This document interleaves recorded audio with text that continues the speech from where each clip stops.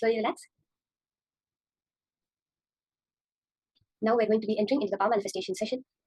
That understanding, that cognition now that we have got it from Swamiji, which is how choice is not actual freedom. There's a very beautiful, subtle point in this, how choice is not freedom, that we have to understand. Let's say that you have a million choices in front of you. Okay? Now you have the choice of orange, blue, green, yellow, red, white, all of these. The minute you choose one, right? The minute you say, okay, I want to have red color, all the other choices are no longer available to you. Swamiji says choicelessness is freedom. Now, why exactly? So see, when you choose one reality, you have already excluded all the other realities, all the other possibilities.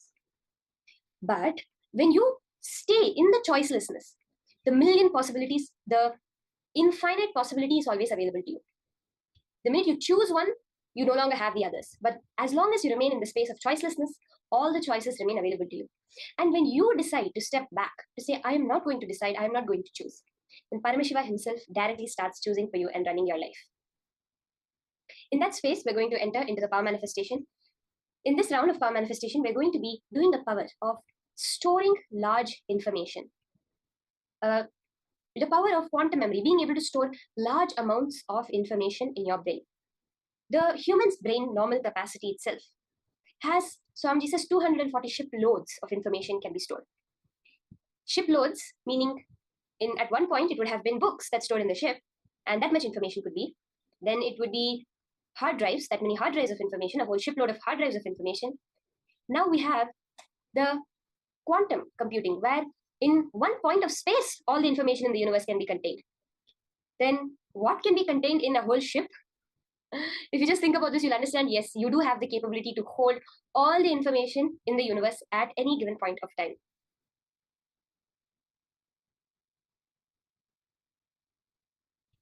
Yes, Alexandra, there will be so many unknown possibilities that you do not even realize are there, and you do not even give them a chance to manifest because you decided to choose. You will have like, maybe there might be so many possibilities that Paramashiva was waiting to manifest for you, but because you chose something, all of those are no longer available to you. That's why when you stay in the space of choicelessness, all of the possibilities of the universe are available to you constantly. And then the next level of that is where the higher intelligence that knows the past, present, and future, that knows you better than you know yourself. Swamiji says, I know you better than you know yourself. Swamiji starts choosing how to manifest our life.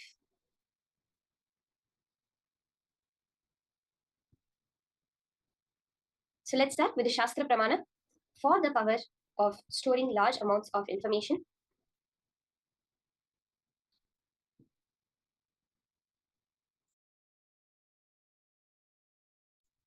So the Shastra Pramana for this power is from the Sarvajnanottara Agama, verse 15. This Agama was given by Bhagavān Paramashiva to Subramanya, the form of Paramashiva that we are experiencing today as Somaskandamurti along with Bhagavān Subramanya. This Agama was given by Paramashiva to Bhagavān Subramanya. The verse 15 of this Agama says, Evamekatma bhavena samsthitasya tu yoginah sarvajñatvam pravarteta vikalparahitasya tu. Bhagavān Paramashiva says, within such a yogi who establishes himself in absolute non-dual oneness with Lord Shiva, who keeps himself free from all sorts of differentiating notions, the exalted superpower of all-knowing Sarvajñatvam gets unfolded in all its fullness. Very beautifully, Bhagavān Paramashiva is giving us the exact technique, the exact understanding, the science behind the power of Sarvajñatva. Modern science has come to the conclusion, the understanding that all information is actually stored in the field. And only by accessing that field is how we get even that information in us.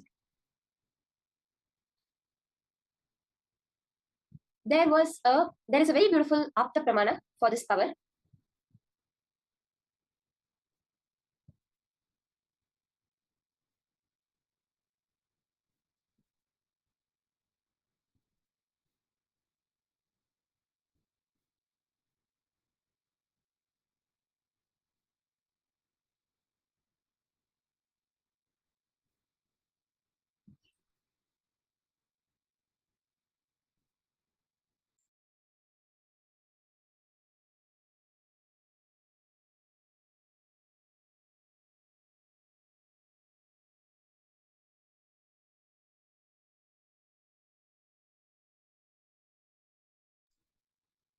The Apta Pramana for this power, we see the life of Rishi Ashtavakra, who was the Rajaguru of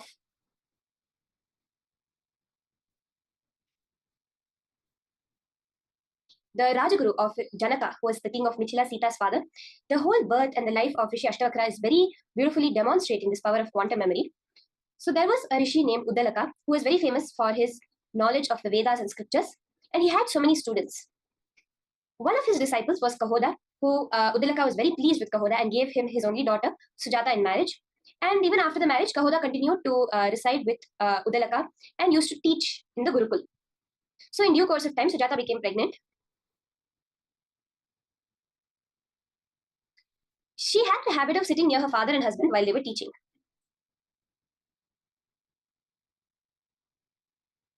So when, as Sujata was sitting there, Kahoda was not as learned as Uddalaka yet. So he was not equally skilled. But Uddalaka, who was a great scholar, when he was giving the satsangs, the various discourses, the unborn child had memorized and attained mastery over all the Vedas and scriptures. But then Kahoda, while giving the teachings, made a number of mistakes. And not able to bear these errors, the child started correcting his father from his mother's womb. So humiliated before his disciples, Kahoda cursed his son, saying, "As you insulted your father, may you be born with 8 bends, Ashta being 8, Bakra being bends or deformations in your body." So as per that curse, Ashtavakra was born with a crooked body in 8 places, and he was born enlightened. And we see so beautifully how from within the womb, the extraordinary memory of Ashtavakra was there. There's another very beautiful Apta Pramana for this power of quantum memory, which we see in the Ramayana, which I wanted to just share with all of you. In the Ramayana, there's a character, Vibhishana. He is the youngest brother of who we can normally consider the villain, Ravana. And but he was a dharmatma. He was a very pious soul, and he at last came and took refuge at Rama's feet and supported Rama throughout the whole Ramayana war. And there's a beautiful incident that is narrated when he was doing the tapasya to get Brahma's blessings. During that time, he spent a number of years chanting the Vedas regularly from front to back, and spent that number of years again chanting the Vedas in the opposite way, from back to front, not with seeing any book or anything, just from his memory, just from the power of his Sarvajñatva power. He spent years chanting the Vedas this way, and then the same amount of years chanting the Vedas in the opposite direction. This is like just one very beautiful thing which I had heard about, and I wanted to share with all of you, where Vibhishana's power in his memory was not, the Vedas are the most vast scripture that you can ever find, thousands upon thousands of verses. Chanting it forward once and then backward for years is demonstrating this power of having an infinite amount of knowledge.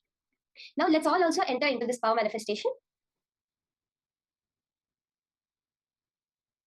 We're all also going to be now manifesting this power of Sarvajñatva, of quantum memory, being able to store an infinite amount of information and reproduce it. Swamiji himself has demonstrated this power in his childhood many times, and even all the people who have worked with, who have lived around Swamiji, the Adinavasis, would have also seen the Balasans, how much Swamiji's recall is like to the detail. Let's now see this example of the Atma Pramana from Swamiji himself. I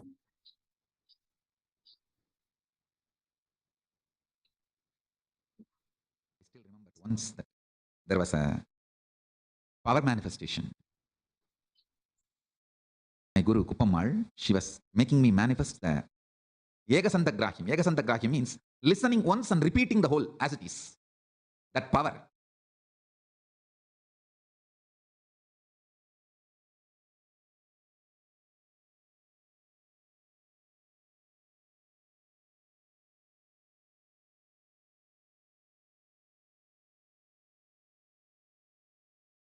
There was one senior Hindu leader who was visiting Tiruvannamalai, and my Guru, Kupammal, has taken me to meet him. There, she told me that I have to demonstrate this power. I said, "Your blessings, I'll do it." And that Swami was asked to choose. First, he chose Shivapuranam. They chanted the Shivapuranam. I repeated the whole thing. Only once they will chant, and I have to repeat completely. No one was expecting he will choose a very complicated first Tiruppugal. It was chanted, and I repeated just by listening once. முத்தைத்தரு வத்தித்திருநக யத்திக்கிரை சத்திச்சரவண முத்திக்குரு வித்துக்குருவர எனவோதும் முக்கட்பர மத்துச்சுருதியின் முற்பட்டது கற்பித்திருவர் 30 வர்க்கத்தமரர் அடிவேண 10 தலை தக்க கணையோடு மொற்றைக்கிரி மத்தை பொறுதொரு வட்டப்பகல் வட்டத்திகிரிகள் இரவாத பத்தற்கிற தத்தை கடவிய பச்சைப்புயன் மெச்சத்தகு பொருள் பட்சத்துடன் ரட்சித்தருளுவது ஒரு நாளே. பத்தற்கிற தத்தை கடவிய பச்சைப்புயன் மச்சத்தகு பொருள் ரட்சித்த அருளுவது ஒரு நாளே.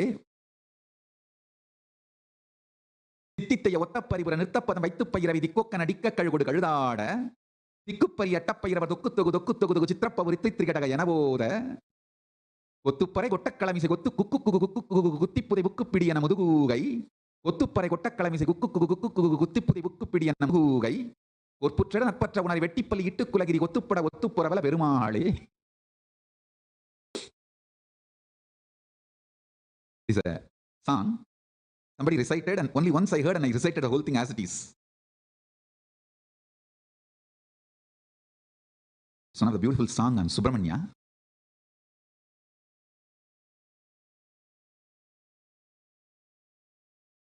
Power manifestation of Ekasantagahya.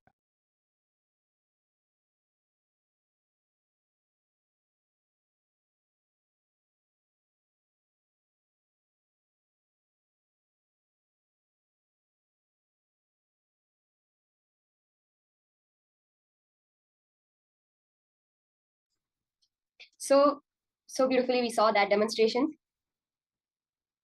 from Swamiji himself of this power of Ekasandagrahi, of quantum memory, how just being able to store so much information. And I've heard sharing so many times from so many people how just Swamiji knows where everything is. He knows each and every adinam, each and every ashram, how many cups, to that detail. How many cups are there in each and every adinam around the world. Swamiji has all that information stored in just that quantum memory, just through the power manifestation. Now, for this first round, we're going to be doing a set of images. Okay, we're going to all be sitting and watching the screen. Okay, watch the screen through your third eye. There is going to be a set of images projected, and after the whole thing is done, you're going to note down the names of all the images you saw. When you're looking at the screen, just be in the space of unclutching. I'll tell you one very powerful way to do this. Put your complete attention on your third eye. Let your awareness either be in your Sahasrara or in your third eye. When you do that, automatically the thoughts drop and all the information directly goes in. Actually, when a child is before the age of 7, they are in a brainwave state called theta brainwaves. So within that few 7 years, you have to learn so much: social habits, patterns, how to interact with people, how to talk, how to walk, how to brush your teeth, how to eat your food. There's so many things they have to learn, right? So they have a certain brainwave pattern called theta brainwaves. At that point, there's no filter.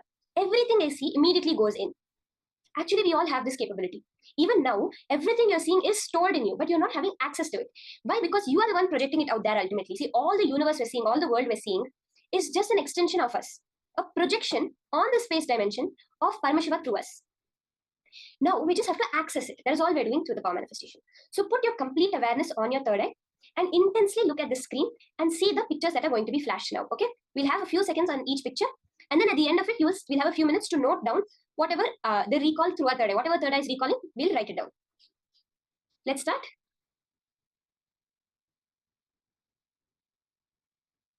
Now, the images are going to be projected.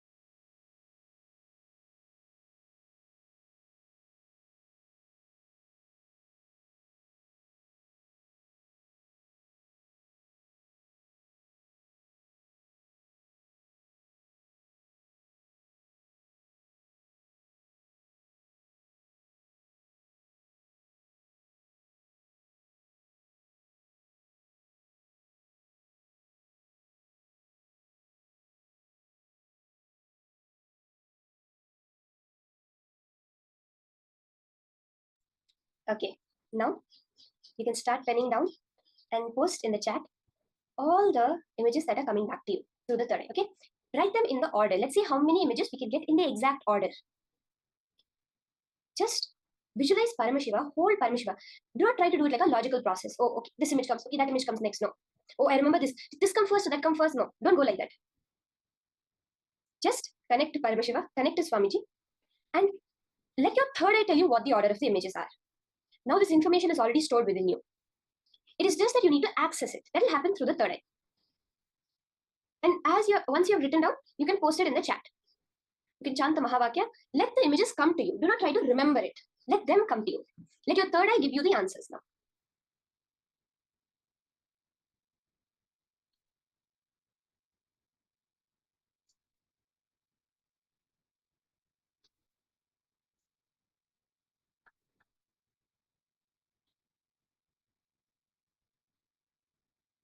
Have a few minutes to finish writing down.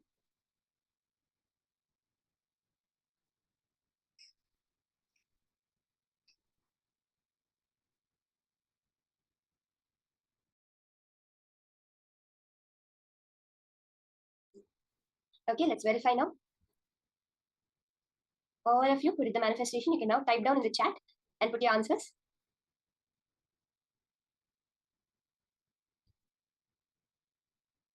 Jessima, Sumita has put, Madonna has put. The solution, the answer of the order of images is cap, corn, ring, bird, wallet, hand or arm, scarf, helicopter, purse, snail, bed, ear, sock, scissors, lips, grasshopper, bicycle, eyes, and tie. You can take a few minutes, verify all the things that you got in the right order. How many images did you get right?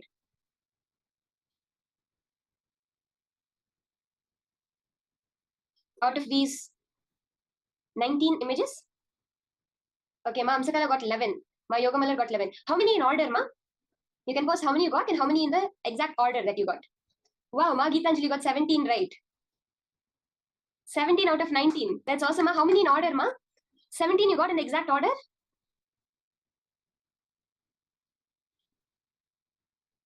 Okay, Ma Ashini got 10 items. Wow, Ma Geetanjali got 14 items in order. That's so good. That's awesome. Okay, Ma Yogamala got 7 in order.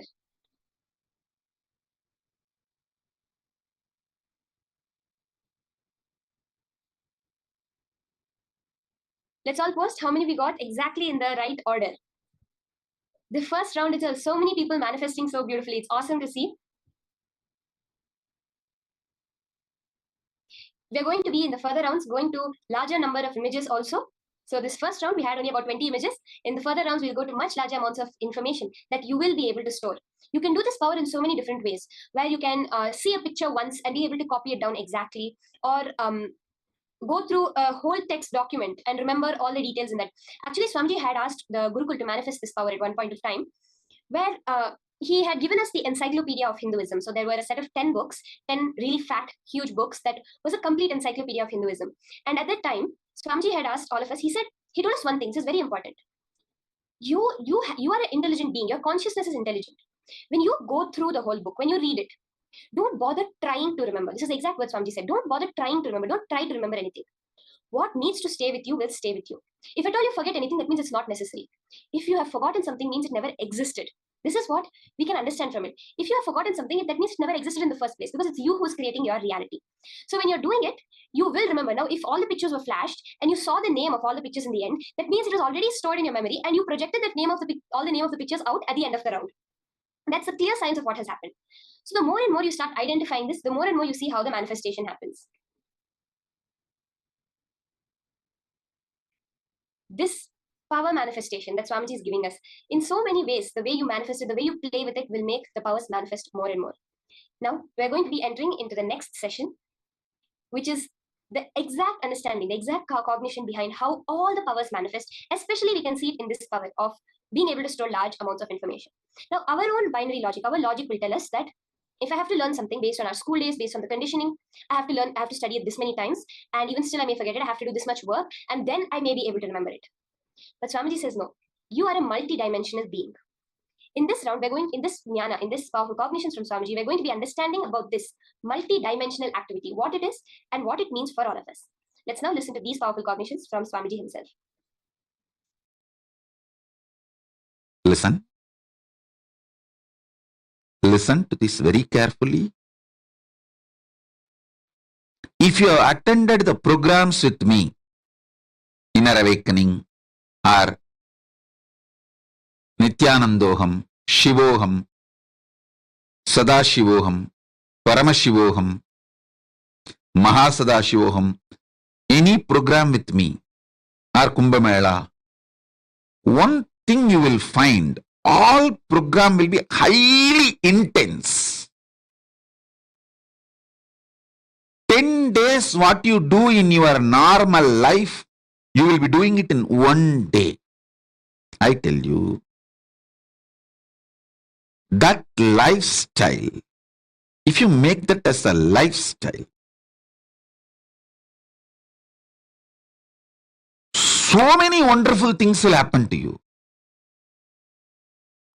Take up 20 projects. Do one part-time business. Do one part-time job.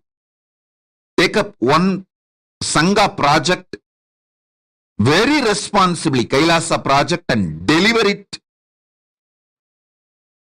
Take up something as your spiritual commitment to Kailasa. Like this, just take up multiple projects.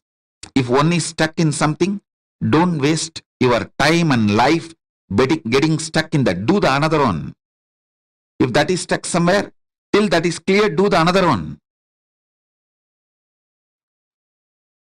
I have 100 projects in front of me, live.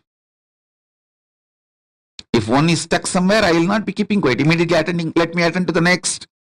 Okay. So I'll ask, what is going on there? Like this, 100 projects live will be in front of me.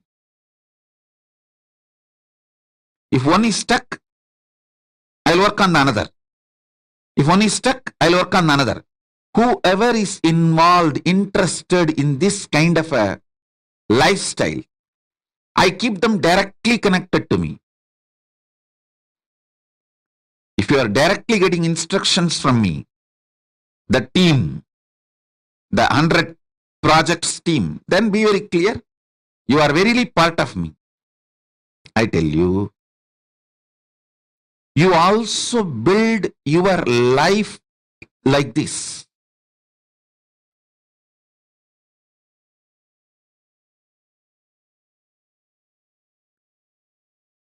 The residues, hangovers related to sex, sleep, food, all these three is one and the same.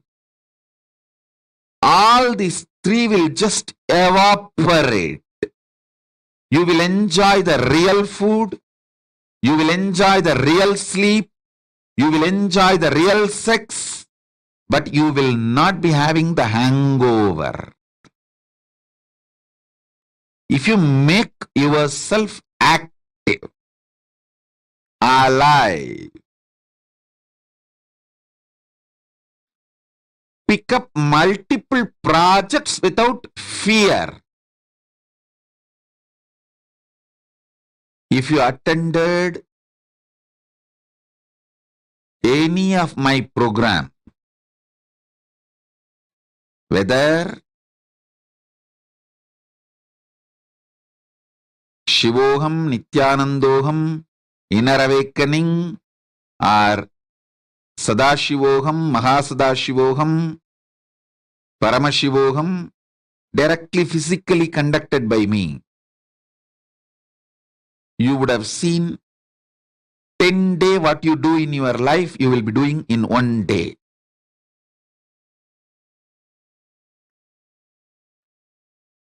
That is the lifestyle. You should start making it as part of you. Understand?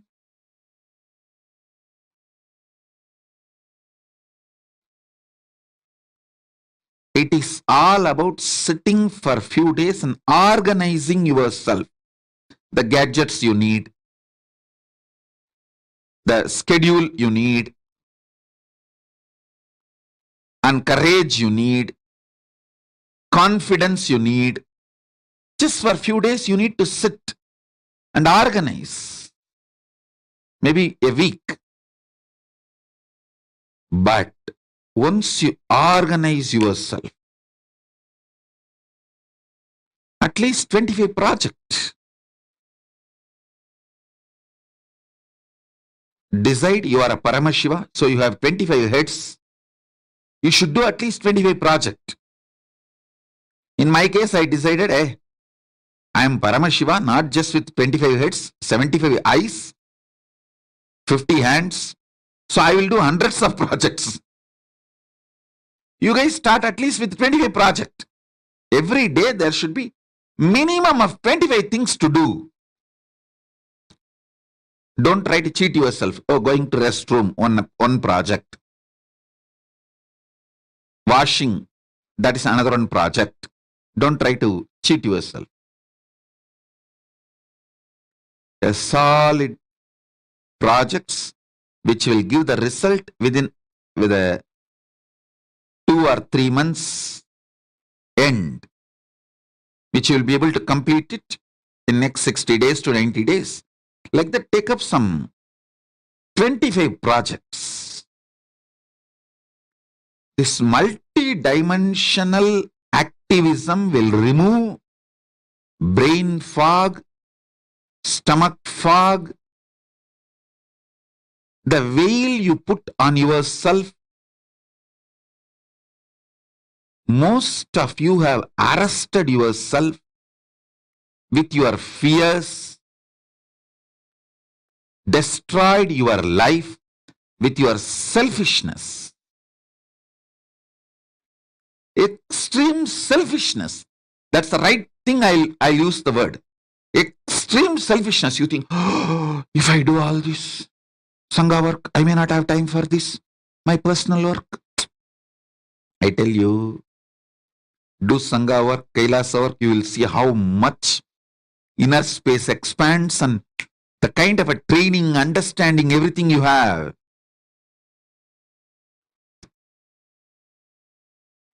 You will be so alive, so active. I have seen how the active parents make their kids' life amazing, and how criminally negligent parents make their kids' life hell.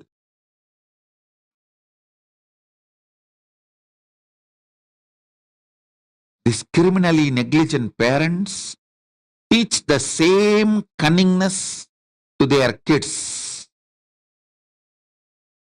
Oh, if you do this, you will be just exploited and taken for a ride and you won't have time for your personal things.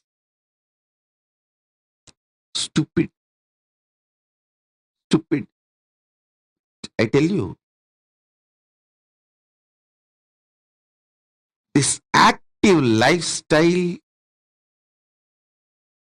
takes away tons of sufferings.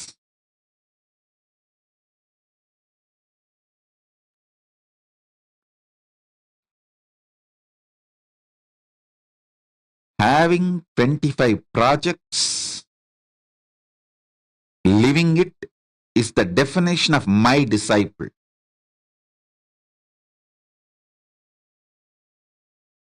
That's what is the meaning of having 25 heads.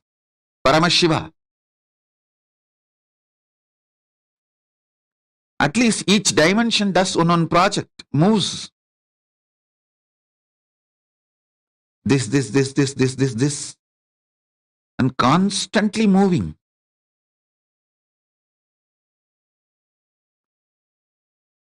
If you are living in your home, in the 25, at least 5 should be related to your wealth generation, 5 can be your pleasure. What do you call as pleasure, excitement, joy? Your romance life. At least 5 should be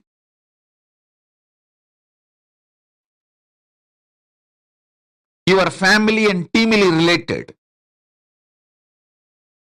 And the remaining 10 should be related to Kailasa.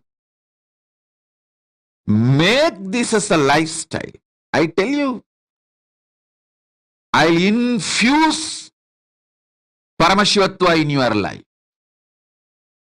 Infuse wealth, health, fulfillment.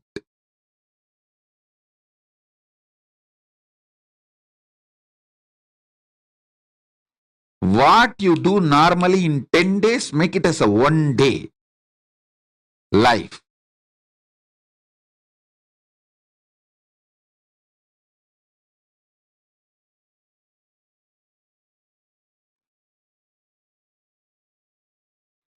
In Kannada, there is a beautiful proverb, Kayakave Kailasa. Activism is Kailasa.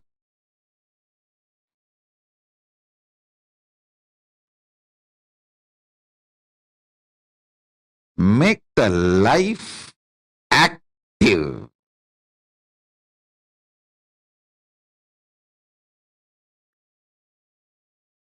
Fundamentally, this 8 Kala Puja in temples, all these are made to keep people active.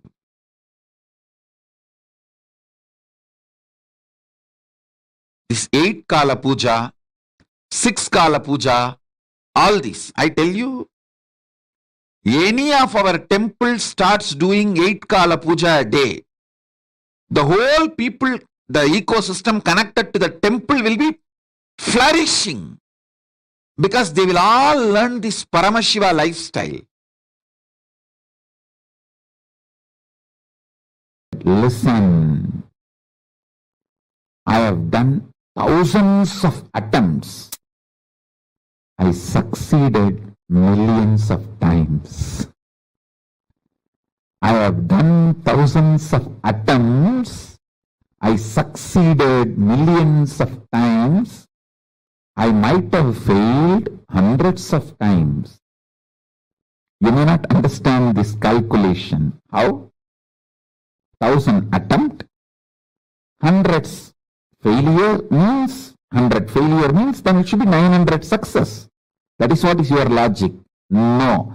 The logic of life is not mathematics of your mind. When you attempt 10 times, 5 times, if you have failed, 5 times you will be successful. In that level, your logic and the mathematics is one and the same. But when you raise your attempts to 100, in 100 attempts, even if you fail 25 attempts, you will be successful 100 times. The logic changes. Listen carefully. When you are infusing life into you more and more, the logic changes. If you attempt 1,000 times, you may fail 100 times, but you will be successful million times. Because the logic, while you are attempting 1,000 times, is different from your mathematics. I will repeat, listen. When you are attempting 10 things in your life, if you fail in 5 things, you will be successful in 5 things. When you are attempting 100 things in your life, if you fail in 25 things, you will be successful in 100 things. 100 times. When you attempt 1,000 things in your life, if you fail 100 or 200 or 300, you will be successful million times. This is the life This is the logic of life, because the infusion of life energy in you changes the logic with which your life operates. Listen carefully. Your agenda does not change your life.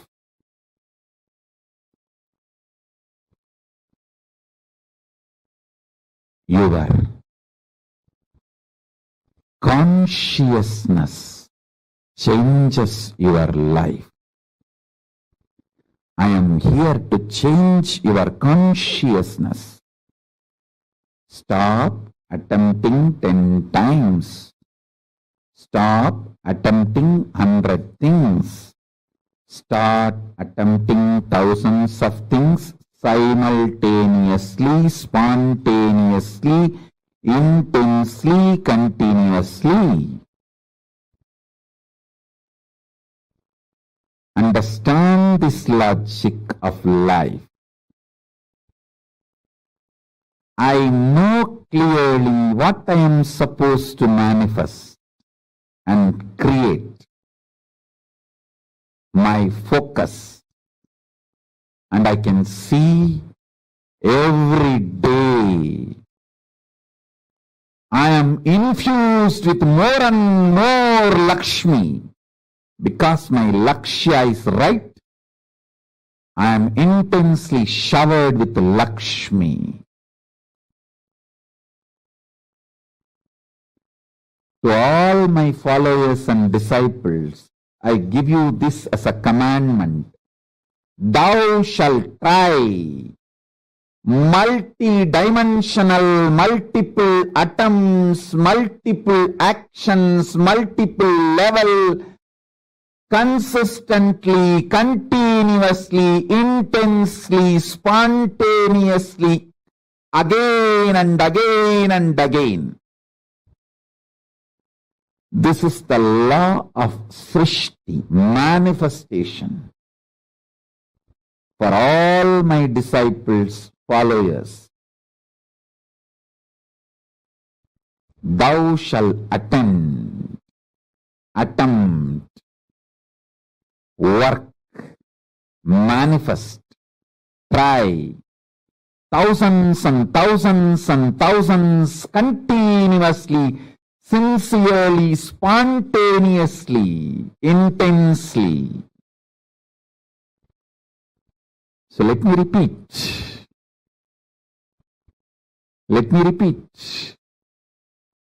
If you attempt 10 things and fail in 5 things, you will be successful in 5 things.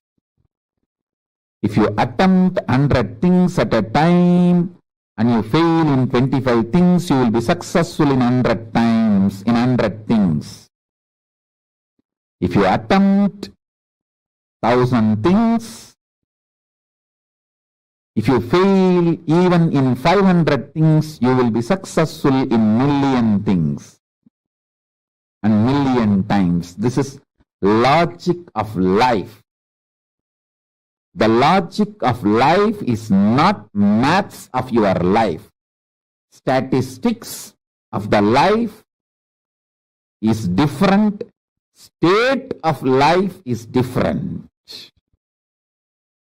What you think as statistics applies only to the lower existence. The state of Paramashiva, the logic of the state of Paramashiva is different. Now I am revealing this cosmic secret to all of you. This is the cosmic secret, the Paramashiva's secret of creation, manifestation, Srishti. The secret of Paramashiva's Srishti is this. Understand this law. Understand this logic. Start. You will be Paramashiva. You will manifest the manifestation of Paramashiva. You will create the creation of Paramashiva.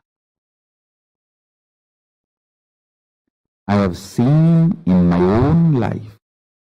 I have seen in my own life Paramashiva manifesting as Nithyananda Paramashivam. I am absolutely focused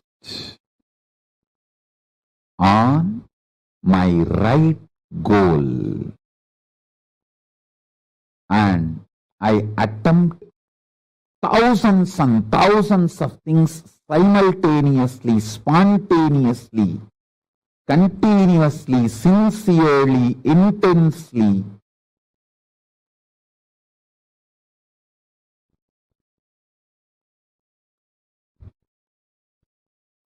Uncompromisingly. So, if I attempt 1,000 things, even if I fail in 500 things, I am successful in millions of things. When I realized this logic, creation became joyful. There is no frustration. There is no tiredness. There is no dullness. There is no boredom. There is no anger towards universe. There is no frustration towards universe. There is no frustration towards life. There is no life negativity, because I am seeing, I am showered intensely more than I even tried. I only attempted 1,000 things, but I am successful in million things. Then why will I have any anger towards life? I am eternally grateful. I am fulfilled, overflowing. This is the secret of creation, Srishti in life. All my disciples who follow me, who consider me as your guru, master, guide, teacher, friend, philosopher, all my followers, anyone who has a sympathy, love towards what I am teaching, this is the commandment of Srishti for all of you. Thou shall continuously, spontaneously attempt thousands and thousands of things, intensely, sincerely, consistently, continuously.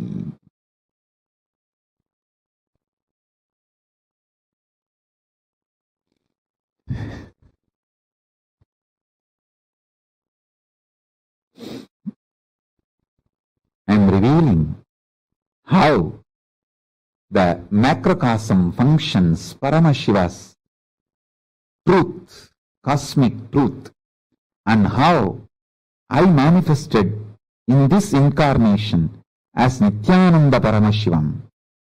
When you know this too, you can just internalize this and manifest it as Paramashiva in you. In every level.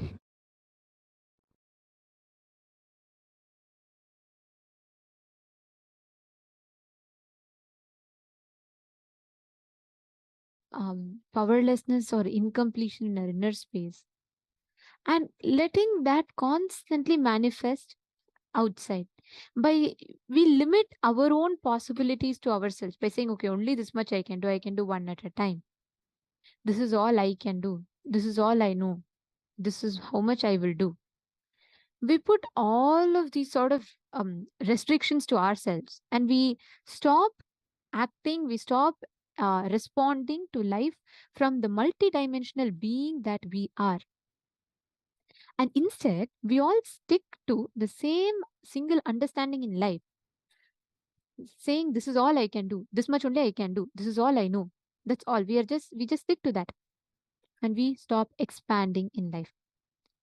See, understand, the most worst thing that you can do to yourself is putting yourself in the delusion that you can only do one at a time. Swamiji actually tells for Swamiji will tell us that is the biggest poison that you can insert into yourself. Because the moment we put that, right, we cut off the possibility of us exploring our own capabilities, let alone doing it. Even exploring, we'll just deny to ourselves. We'll just say, oh, I know it's not going to be possible. Before even trying, we will decide and deny that possibility to ourselves. That denial that we do to ourselves is what is the biggest crime that we do against ourselves. Are you all understanding? So every one of you that are here, we are all naturally multidimensional beings. Inside of ourselves, we have this multidimensional activity. We have this multidimensional possibilities of our own self, which we largely deny to ourselves. Only when you manifest, or only when you acknowledge and attend to your parts, which can be manifested continuously from outside, that multidimensional activity is simultaneously, spontaneously doing multiple things is your natural way of consciousness. But stop believing that, your mind can only focus on one thing at a time. That is the biggest lies that you can tell to yourself. Swamiji gave a very simple logic, right? When you are attempting 10 things in your life, if you fail in 5 things, you'll be successful in 5 things. When you're attempting 100 things in your life, if you fail in 25 things, you'll be successful in 100 things, 100 times. When you attempt 1,000 things in your life, if you fail in 100 or 200 or 300, you will be successful 1 million times. That is the logic of life. The more you take on, the more you expand, the more you take on, the more you expand. The more you take responsibility, the more powerful you become. After that, it doesn't go in a linear way. It just exponentially multiplies. Understanding? Let's all do one very quick exercise. Every one of you write down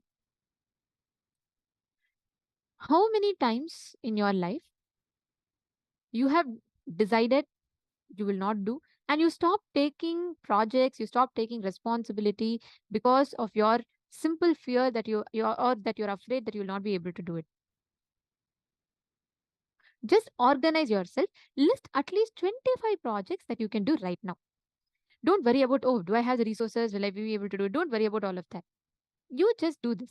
List 25 projects that you can. Come on, write. Every one of you, please write down.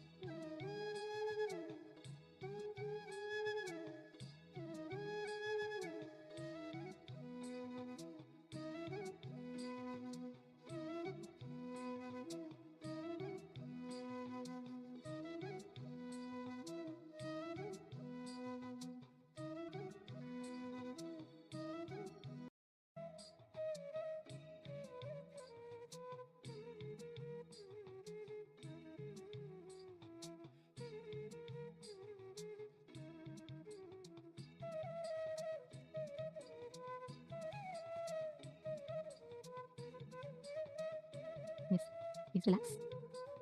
How many of you have finished writing? See, many times we all, fundamentally, we all believe that we all need not have any external, we all don't have enough capabilities. Without external support or external resources, we cannot manage so many things. We can only do one at a time, etc., etc., etc. We carry so many ideas and perceptions and judgments inside ourselves. Most of the times, even the most simplest of things that we have in front of us, we don't really understand, we don't really cognize, we don't really look at it from the perspective of how I can do multiple things at the same time. Yes. Now, have all of you finished writing down? 25 projects, have you all listed down? Any 25 projects? Okay, great. Thank you, Ma Gitanjali Khanna and Ma Hongli Wong. That's right. It's asking how to remember things for a long term, not only short term. See, there are two parts of our memories, okay? So the moment you see something, the way you process it, the way you observe the information, how you grasp it, how you process it, and then how you experience it, right? How you basically how you store it. Now, most of the times we carry so much of friction or gap between with our incompletions and us. We have so much of resistance to remember things. How many of you have noticed many times, like for example, if I give you a 400-page book, and if I have to, and I tell you it's an update on a project, how many of you will feel like, oh my God, I can't handle this load, it is just too much for me, and I will not be able to remember, I'll not be able to process so much of information? How many of you experience that type of resistance in you? Understand, the same thing if I give you a 400-page thriller novel or an interesting story, you read it. Because in our brain, we have resistance to processing information which we build. That is why, because of our resistance to take responsibility. Whatever demands responsibility on the outside, we always tend to resist it. We always tend to say, oh no, this is all I can do, this much only I know. That is where the problem starts. Understanding? Ma Hongli Wang, right? Oh, sorry, Ma Anne Marie. Ma Virupaksha is asking, so washing, cooking, cleaning, puja, meditation are not to be included in our 25 projects? Okay, tell me, if I ask what you did from morning, what will you tell? You will tell, I was translating, I prepared. Or will you tell, I woke up from my sleep, then I brushed my teeth, then I was breathing. Oh, once more I was breathing, and then I had my breakfast. No, right? It is part of your lifestyle, correct? It is just part of the way you live, the way you carry yourself. That's your life. But if someone asks me, hey, what did you do? What were your achievements? I'll not say, I was breathing for every second of my life without fail. And I made sure my heart was beating properly. I made sure my digestive tract was working properly. No, that is just a part of us. And these are all independent activities. Same way, your everyday life is not counted as a project. If you want to give yourself a certificate for that, then you're reducing your capability to only doing that much. That is not your capability. You can do much more. Understanding? Okay. So you should have projects. Take up projects that demands you to expand. Gitanjali Khanna saying, Swamiji said, treat your body as the fourth number. Please explain. Swamiji said, treat it as fourth person. Like, see, Swamiji is basically saying, most of the times we are so closely bound with our body. We are constantly like, we don't want to let anything happen to our body. We're in that fear constantly. And what we do is we are so attached to the ideas of I, me, and mine that we carry. If you just work on it, understanding that it is like a third person, means it is also one more thing you should take care of, but that is not your only goal in life, then you will start focusing on the most important and bigger things, which is mainly important for the purpose of your life.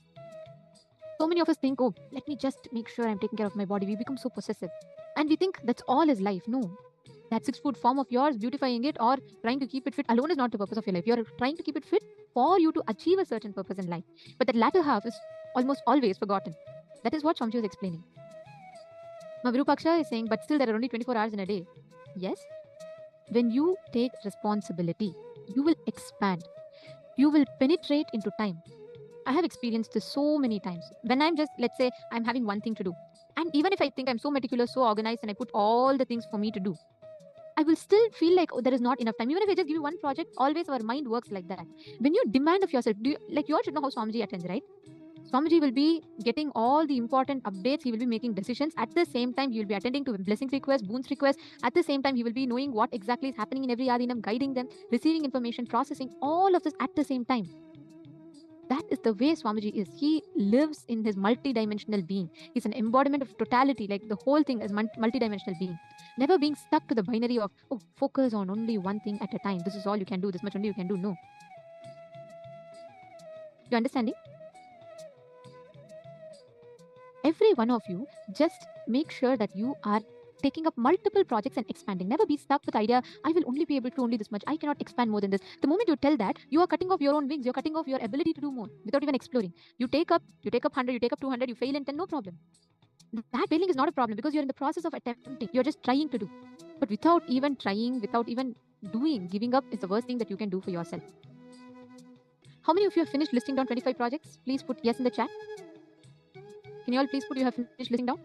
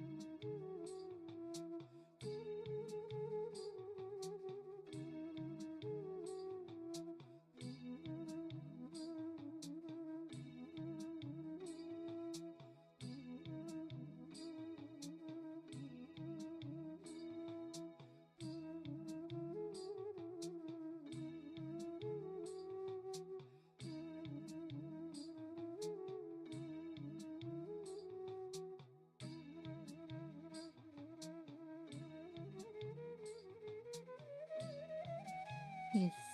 Now, Isk, right? You had asked about how you can enlarge your memory, how you can process a lot of information and keep it together.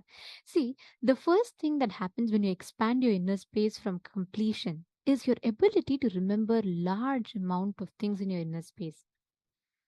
How many things that you can store in your inner space? If you see Swamiji, amidst all the other things, running a nation is not a joke, right? Swamiji is running a whole nation, all the projects that happens across the globe and all the Kailasas around the globe, the services that they are doing. And at the same time, Swamiji will remember and Swamiji will follow up with any devotee who is sick.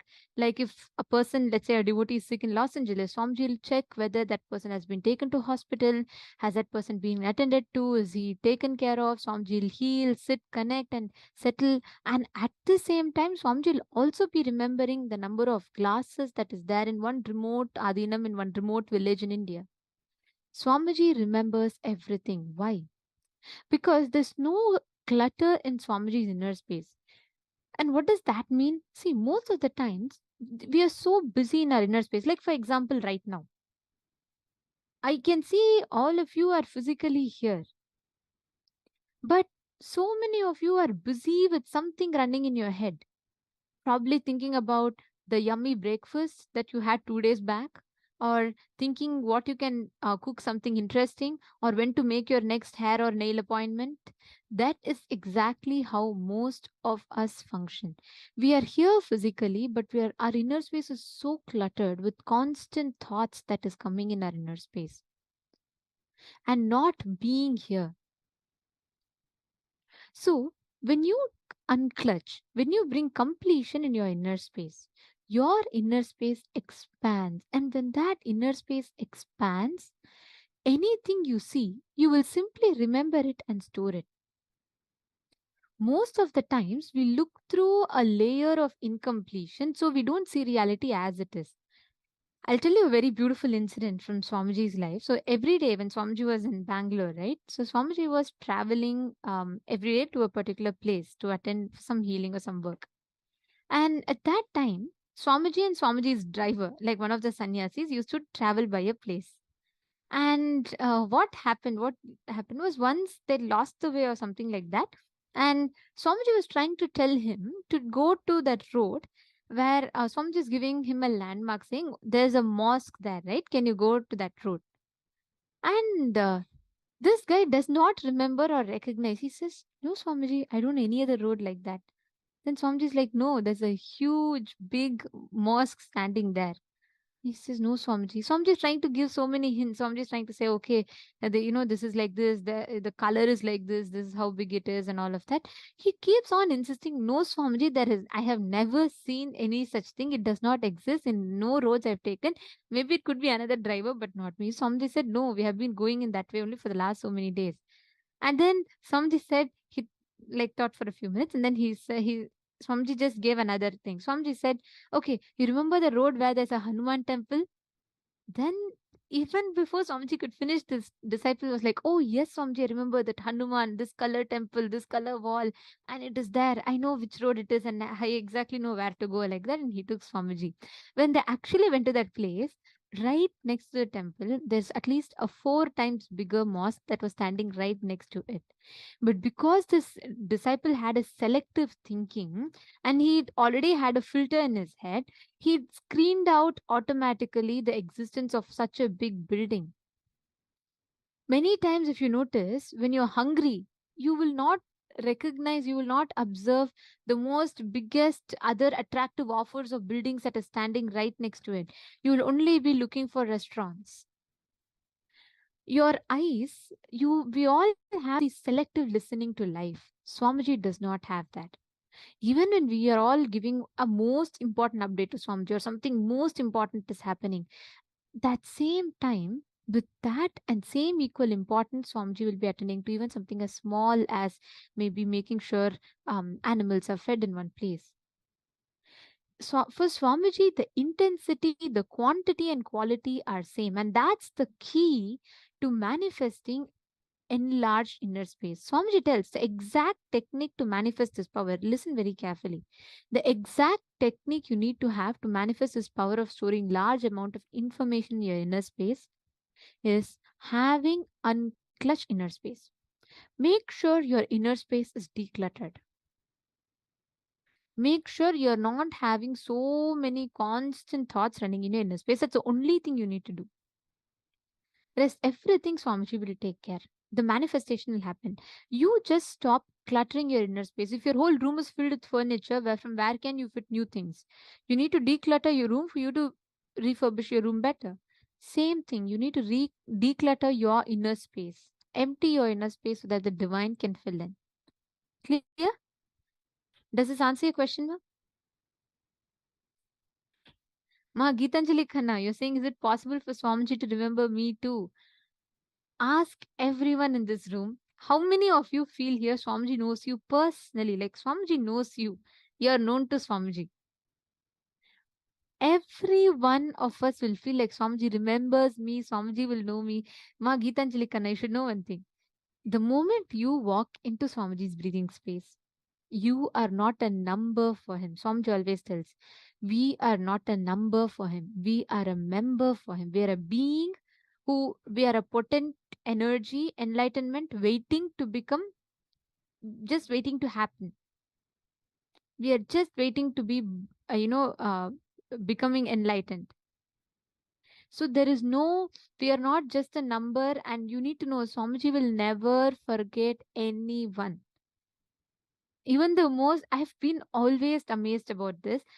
Just for the little number of programs that I conduct, many times I tend to forget people. Like, I do remember a vast number of people, but many times you will notice me asking people in the program, is this your first time? I'm not very sure if I remember you before. But Swamiji, no matter how many Adinavasis come, no matter how many Gurukul kids come, no matter how many people come, Swamiji will never forget. I still remember Swamiji remembered the detail of one of the Gurukul kids' sister's friend who happened to come one day for darshan, and she went back, and Swamiji said, you remember you got your friend the other day? Your sister got her friend the other day and got blessings. Has she healed completely? So this Gurukul kid was like, Swamiji, what? No, I don't know any such thing. And then Swamiji is like, hey, what are you talking? You were only standing right next to me and during the darshan. And that kid was like, she didn't remember. Then after some time, Swamiji like gave more hints, and she's like, oh my God, yes, Swamiji. But how did Swamiji remember that person? Even I don't remember. Swamiji does not forget anyone. The moment you enter into breathing space, he does not forget. So don't worry about forgetting. Firstly, secondly, he knows you much more than you know you. So don't worry.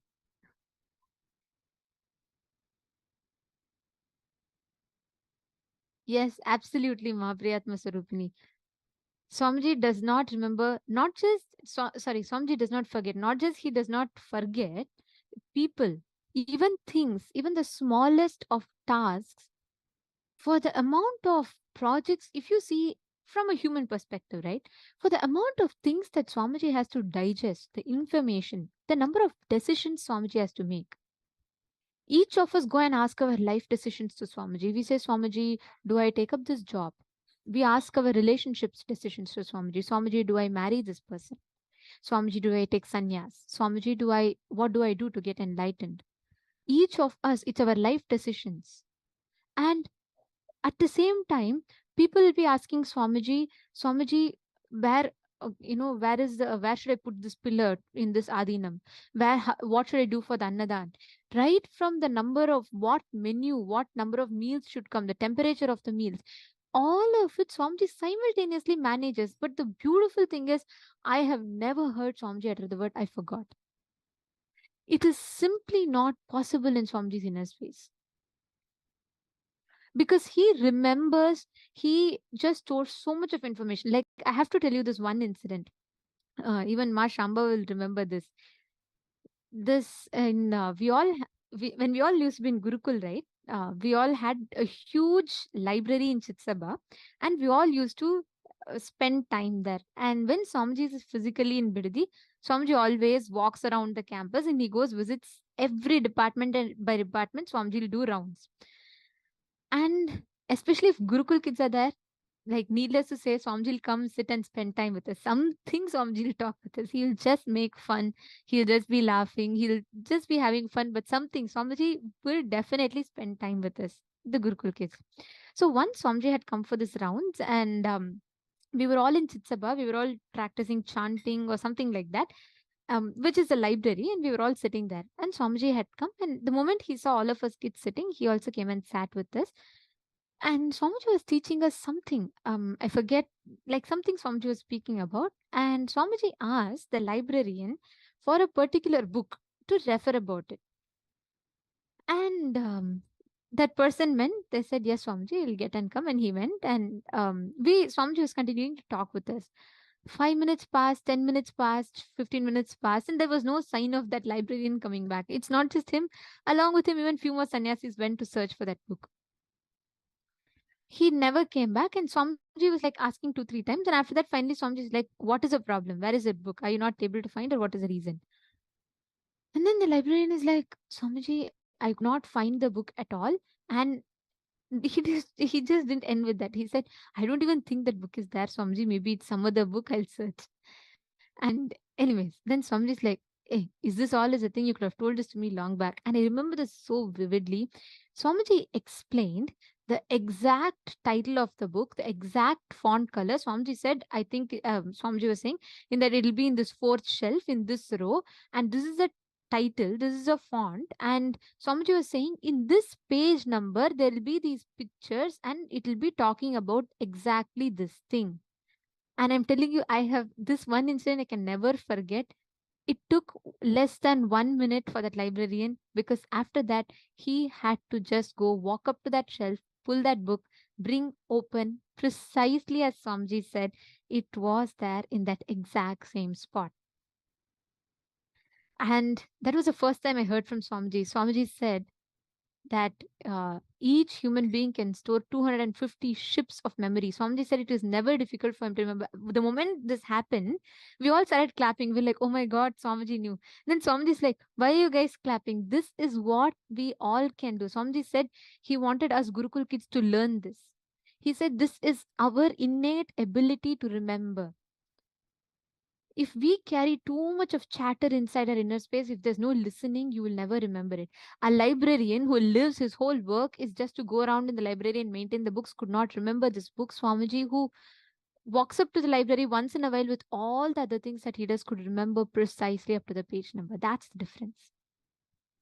So you have the possibility, ma. It is just you having to manifest it. That's all. Okay, so let us now enter into the power of being able to remember. And this time we'll go to the next level of remembering a series of 42 images that we'll be projecting.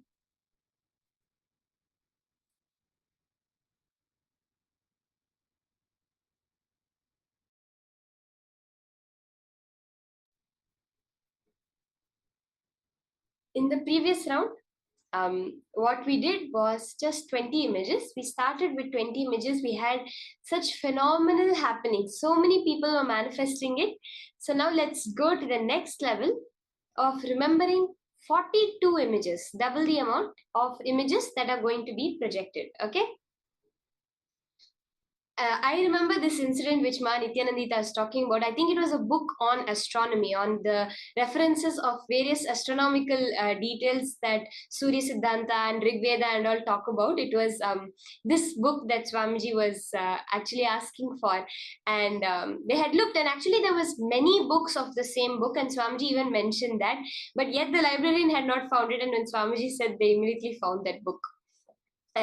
This was like, I remember this incident also very clearly when Nithyananda was sharing how Swamiji just exactly knew where the book was, and even the page number. That was a book that I think I had started reading some time back, but the way Swamiji like just point out the exact page number of the book was like next level itself. And then the best part was Swamiji said this is a possibility for every one of us. It's not that, oh, he's an incarnation, he can do it. No. This is not even at the powers level actually, if you see. It's the regular capability of every human being. As Swamiji says, these powers are not superpowers. They are naturally super. They're not supernatural powers. They're not something that is beyond the natural capabilities. By their nature itself, they are so awesome. They are so super for us all to manifest. So let's start. We'll have the series of 42 images projected. Again, look at it through your three eyes. Remember that you're not going to be remembering anything. You're not going to be actively doing anything. See, if I tell you to if you have to hold something heavy, you're holding something heavy, is it easier for you to let go of it or to hold it? Or something simpler. Let's say you have a table and you want to balance the table on two legs. Now, is it easy for you to balance it on two legs or to just let it drop and it'll automatically balance on four legs? It's obviously easier for us to just let it go and it automatically balances on four legs. Our natural state, our jati, as Swamiji says, our natural state of being is Paramashiva. Anything else that you're able to identify yourself other than Paramashiva is hard work. Me saying that, no, how can I be Paramashiva? These things are not happening in my life. This is not what I'm seeing in my life. That is the hard work. During power manifestation, all you're going to do is stop doing that. Drop the effort from your side. We always say, don't go more and more towards the manifestation, towards the words, towards the images being projected, towards remembering it. No.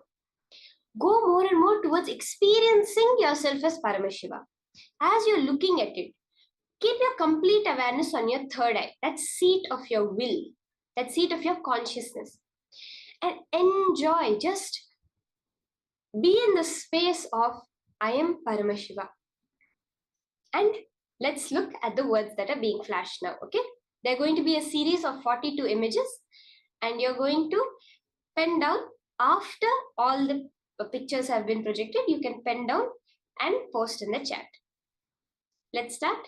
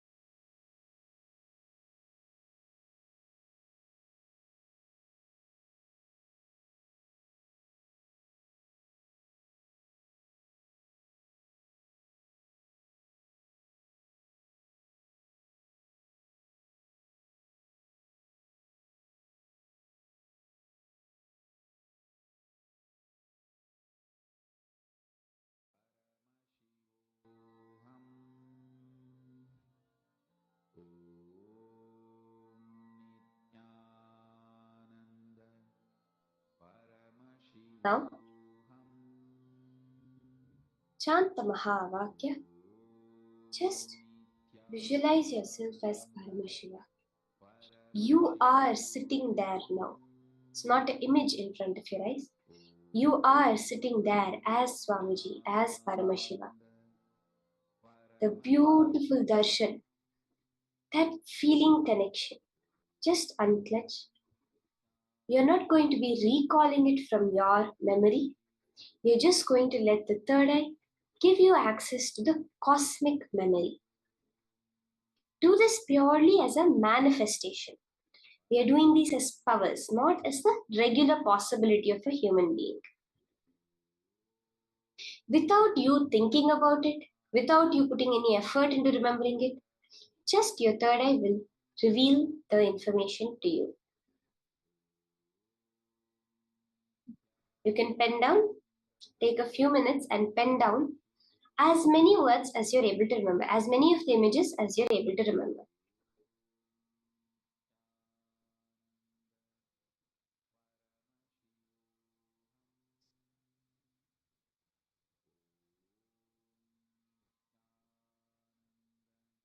Can I request everyone who can start typing down?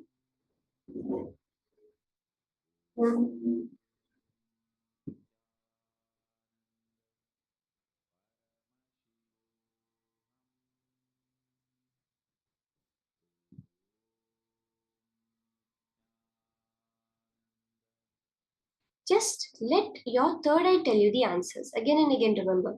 You are not remembering here. Paramashiva is telling you what was just shown. See, even now the information you have is actually not stored in your brain. This is very clearly proven scientifically. The neurons in your brain are just antennas. Even the cells in your body are just antennas to receive the consciousness, to receive the field. Each and every memory you have, if they say the memory of the color red, where is it stored? Or the memory of your 4th birthday, where is it stored? They're not able to find it in the brain because the memories are not stored inside your brain, it is stored in the field. Just that neurons are the antennas that are receiving that field. Like how on your TV set you have the antenna which receives the signal and translates it to you as information. Now, what you're doing is instead of associating yourself with that small field of information you have created, you're associating yourself with the field of information of the cosmos. Everything available in the cosmos is now going to be available to you. Okay, let's all now post in the chat whatever we typed down. Can I have all the participants? Mistake.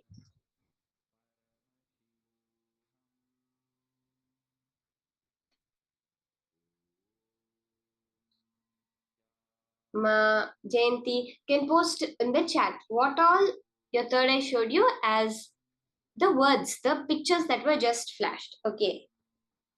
We have people starting to post. Out of these 42 images, as many as your third eye is showing you, just exactly like that, you can post it.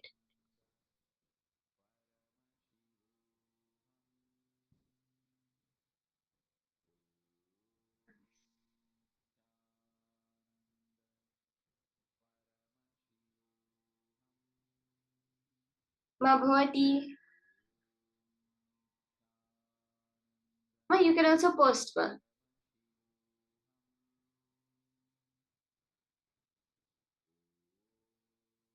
Ma Vera Agostino. Just post whatever your third eye is showing you. You can just exactly like that post it in the chat.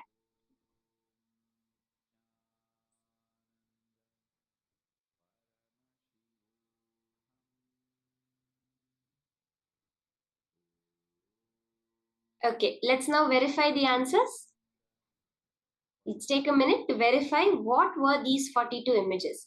Now, as I read out the 42 names, you can look through your list, note down how many you got correct and how many you got exactly in order. This is the important part. In the exact order, you will be able to see the recall happening. You'll be able to see Paramashiva showing it to you. Let's now verify.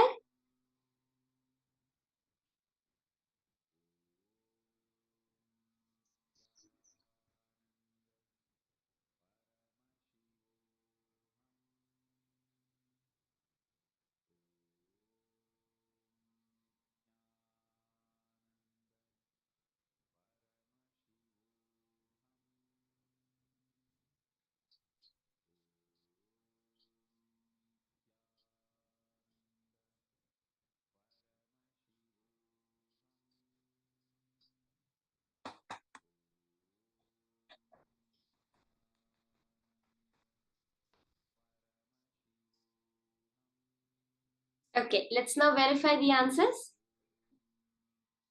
Let's see what are the list of 42 images that were just projected. I'll read it out and you can go through your list. Okay, see Ma Antusaha, Ma JNN. Many more people have started posting. Okay. Necklace, shoes or heels, foot, gloves, bow tie,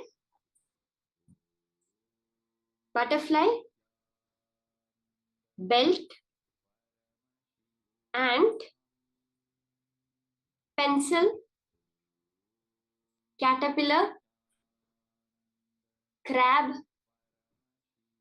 chopsticks, lamp,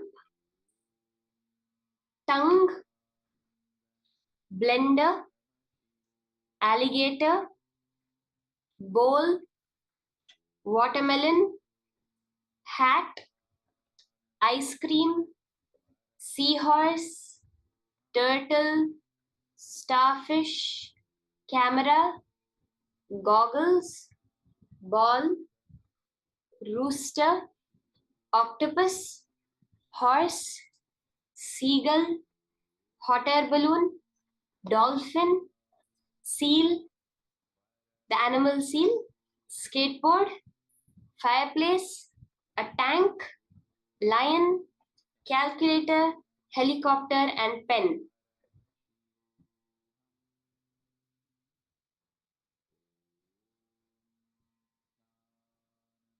Ma Priyatma Surupini. Ma, you're saying that once you saw the answers, you remembered even more. It's actually, Ma, you have to understand that you have only put the answers out there so very clearly. The modern researchers, so many researchers have been done. They say that before an image is flashed, now even we flash the images, 5 to 7 seconds before your eyes, you consciously cognize. 5 to 7 seconds before the image is even projected on screen, your brain flashes that it has seen an image. This is an actual research that was done, where 5 to 7 seconds before an image flashes on screen, the brain waves of a person, of the subjects, of all 100% of them, showed that they had seen an image 5 to 7 seconds earlier. Even now means what? Actually, the image is being projected by you. It is being put by you out there. You know it and then only it happens. So even though, yes, you seeing and remembering more is because you have put it out there. It's just that we use a very roundabout way of accessing that information. We have to project it in our outside life, and then we receive it back in. That's the only thing. It's like any new information, you're learning some scientific facts, some general knowledge facts, or even something about some social, something, anything you learn newly, anything is just a roundabout way of you accessing the information you already know. Instead of accessing it like this, you're accessing it through the world. That's the only difference. So you will see, Ma, more and more you tune into that space. Yes, I remember that minute that remembering happened. That is the click. When you tap into that, Ma, you'll see how even during the power manifestation, the numbers increase.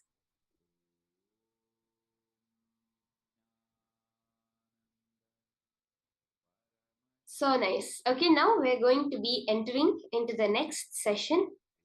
This session is the key session of today. As we know, that today's whole day is about manifesting the inner space of Subramanya, which is Ajayatva. What is the secret for invincibility? This is what Swamiji is going to be revealing in this session. Let's now enter into these powerful cognitions on Ajayatva, invincibility, from Swamiji himself. This is Sarvanyanotragama Vidyapada,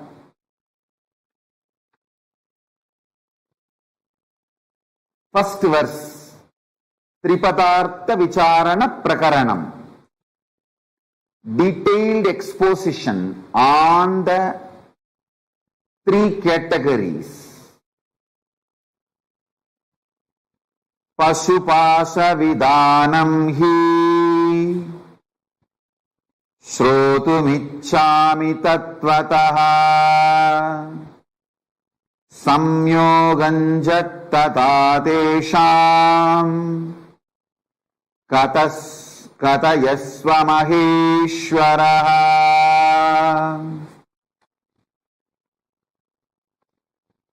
अद्यापाशस्ततास्तेषाम् जीवाद्यस्तु किन्तु वै केपाशाको फलत् कोमल प्रोक्त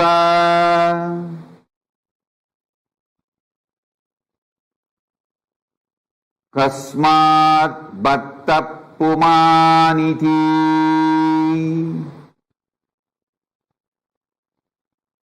केपाशाकोमल प्रोक्त कस्मात् बत्तः पुमानिति। पतिश्च किम्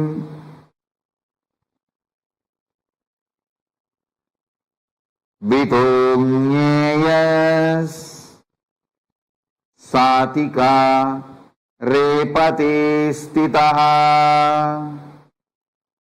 शिवश्च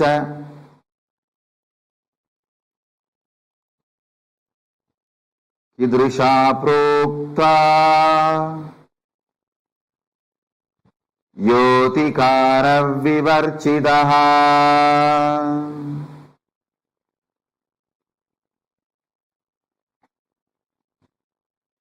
I want you to listen to the original verses. That is the reason I am reciting the original verse. Now I will read out the translation. Subramanya, the son of Paramashiva, is asking Paramashiva, O great Lord, I am intent on hearing from you the essential and immanent nature of the bound self and of fettering bonds as they really are. Also explain how the souls and bonds get linked. And the Lord asked of these two, Pashu and Pasa, which do you want to hear first, Pasa or Pasu? Skanda replied, Lord Skanda replied, what are those bonds? What is it that which is often told as mala, for which reason souls get chained with the limiting factors?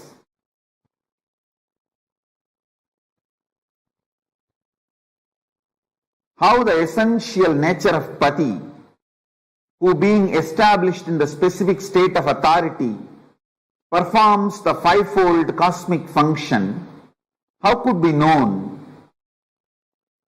How the essential nature of Lord Shiva is above and free from the specific state of authority has been explained. Now, I'll enter into the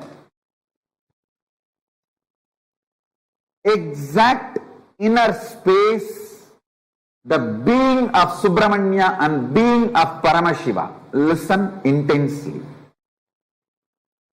There are three things: Pashu, Pasa, Pati. Pashu means bound soul. The self. All of you who are experiencing limitation, bondage. Pasa, the bondage, impurity, patterns, incompletions, karma, whatever word you may use. The bondage is Pasa and Pati, Paramashiva. In these three, Subramanya is asking, explain to me about Pasu and Pasa. Understand, I want you to know. He is not at all asking about Pati, Paramashiva. You need to know the secret inner space of Subramanya. Yesterday I told,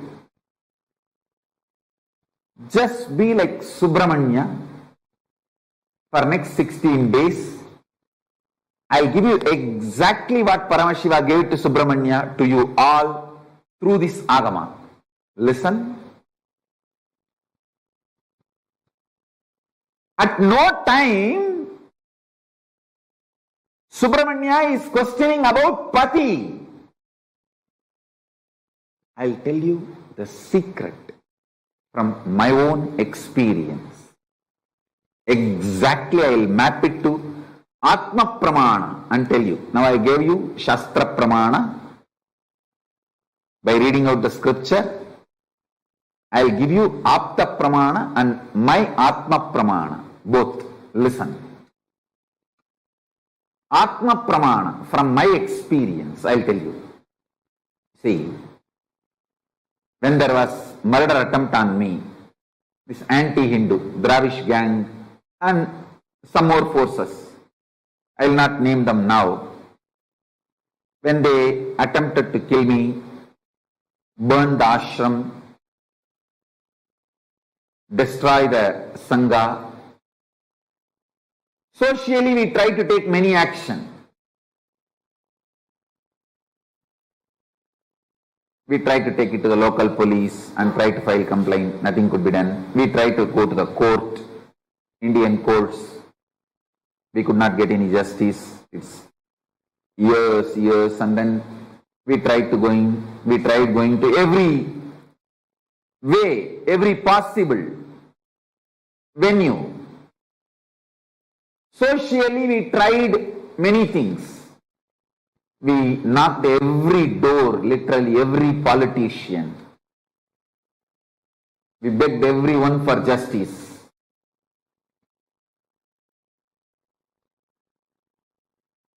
Socially, how we try is one. And we tried to tell our story to everyone. Morally, how we deal is one. All that is external world, outer world related. How I handled it inside me. I am opening that secret now. Listen. Listen. How I responded inside me. First thing, I responded to Paramashiva. Paramashiva, I am very clear about one thing. I will not question you. I will not doubt you. I will never consciously or unconsciously, even in the remote corner of my mind or dream, will point the finger towards you or will turn the needle towards you. I am very clear about it. Your existence and your connection with me and you manifesting in me, all that is absolute truth. There is no doubt, question, negotiation, up, down in that. It's sealed deal. Over.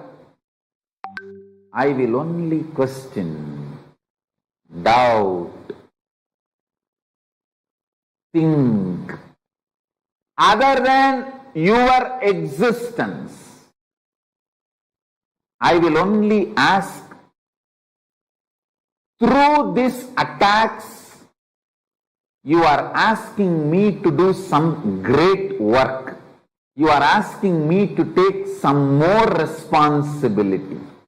Please make me understand that in my language. That's all. You are asking me, you are sending me the message to be more responsible for larger vision and larger projects, larger expectations from you. Let me just understand that and evolve to that. And I give you my absolute commitment.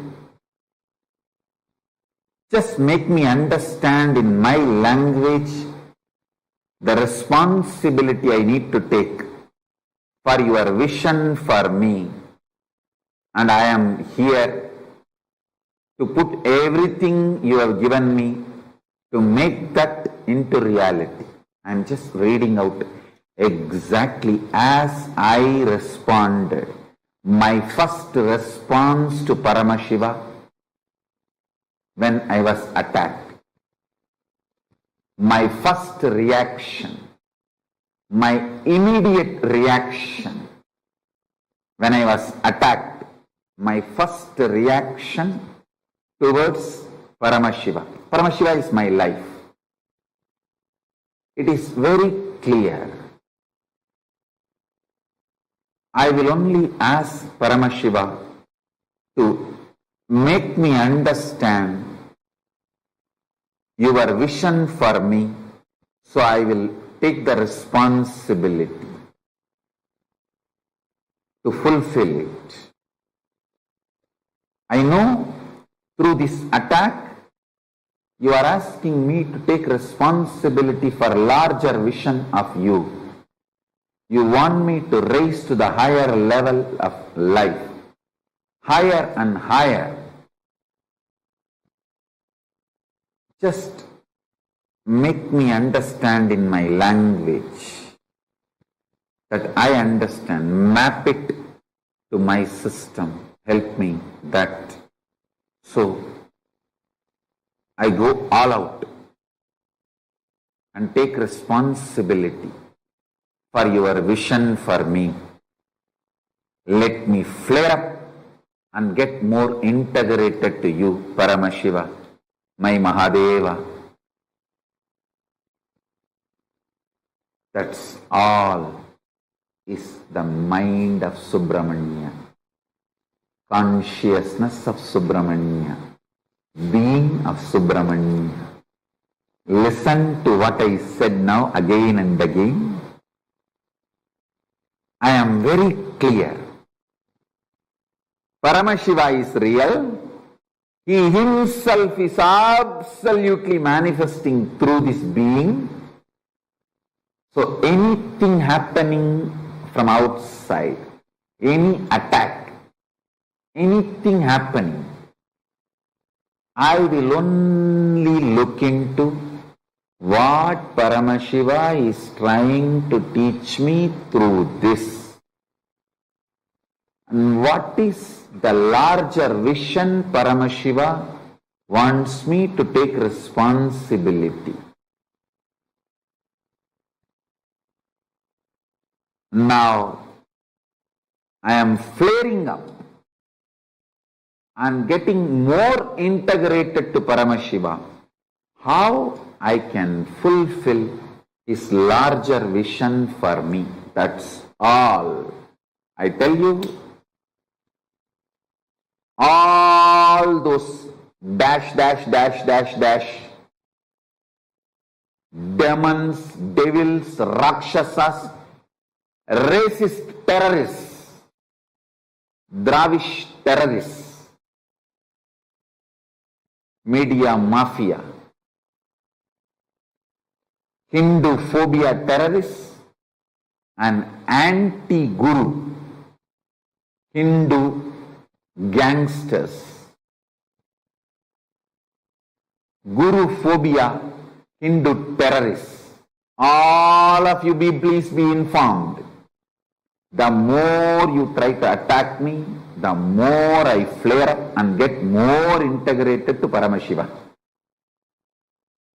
So, every time you try to attack me, you are only going to find more powerful, more integrated, more responsible, more enriching, more powerful Nithyananda Paramashivam.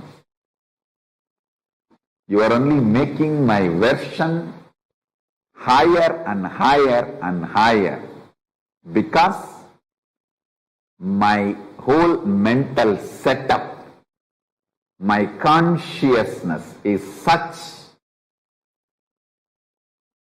more attack from outside. I only get more integrated to Paramashiva. Understand? The same hot water makes potato soft, egg hard. So hot water does not decide the content, that decides how it is going to become. So external situations does not decide, the inner consciousness decides the outcome. I tell you,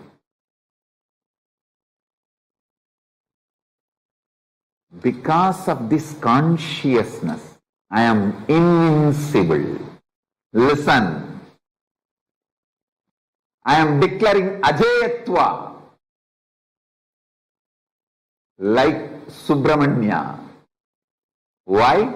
Not because of arrogance, not because of any power, anything, but because Paramashiva has blessed me only to question Pashu and Pasa, never Pati.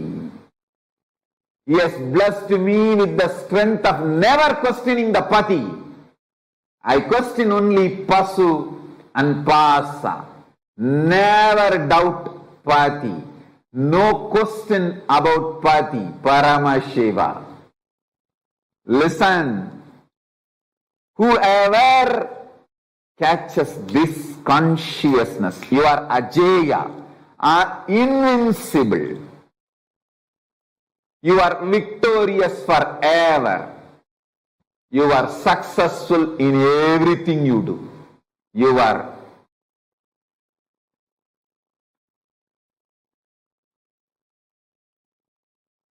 invincible. Listen, just this one lesson, learn from Subramanya.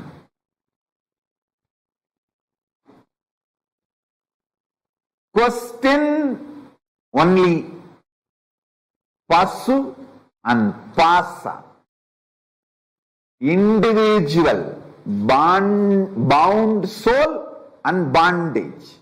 Never ever question Pati. That is what is the consciousness of Vetrivel. Vetrivel. This is the first lesson. Understand?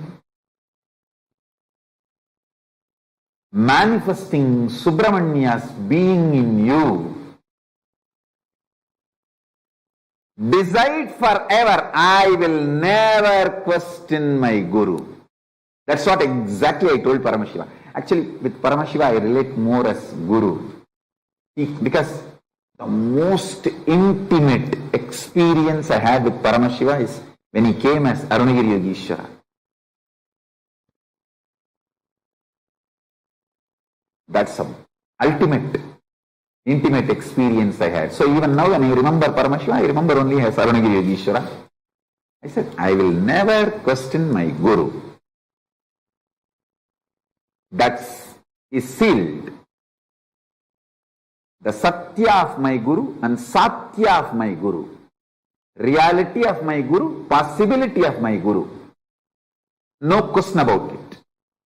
I will only question the Pasu and Pasa. What way I am supposed to become more responsible to tune myself to your vision for me? How can I manifest your vision more? Be more responsible, be more integrated to you, be more authentic to you. That's it. Make me understand in my language. I am here all out 100% with ferocious tyaga to burn myself, to drop myself at your feet and burn myself in your energy. And with this ferocious tyaga, I am here to become part of your larger vision. That's it. That's it. I am here only to question Pashu and Pasa about bondage and bound soul. Over. Nothing else. Nothing else. Will never ever question Pati's reality and possibility.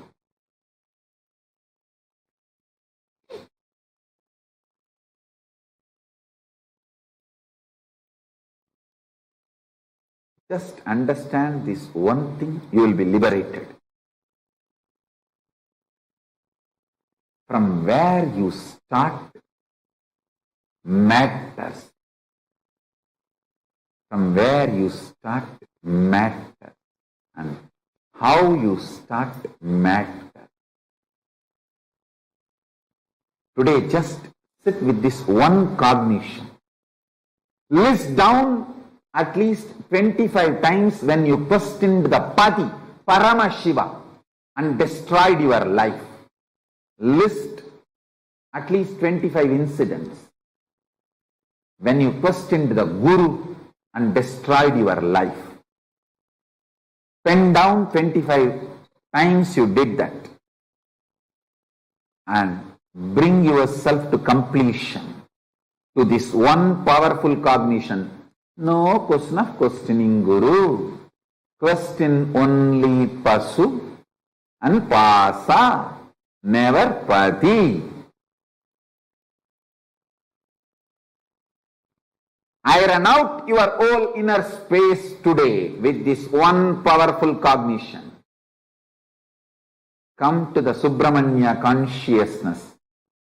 Then you can receive Sarvajnanottaragama. Listen, I'll give you the precise technology now.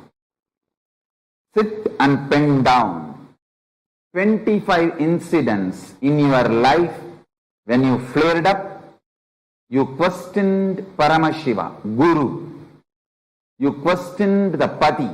Pen down those incidents. Decide ferociously never to question Guru, but to question the soul, bound soul, and the patterns, bondages. With this powerful cognition, complete all the 25 incidents. And if you question the bound soul and the patterns, how the solutions will flower, start manifesting that. Today's homework is this only. Make Subramanya consciousness to receive Sarvajnanottaragama.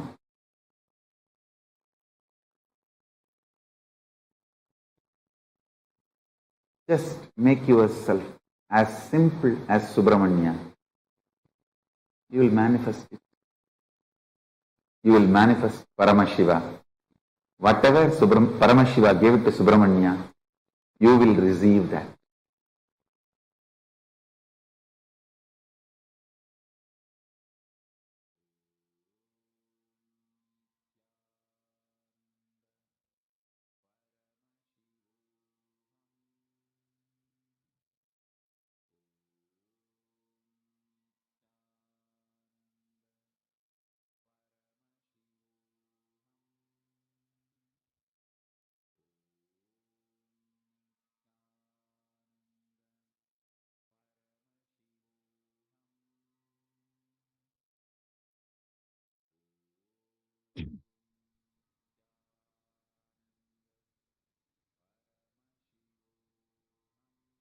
Yes. Come on, now tell me, what is the secret of Subramania's inner space? Let us see. I request every one of you to post. What is that one secret which makes Subramanya invincible? I think Swamiji explained it so beautifully.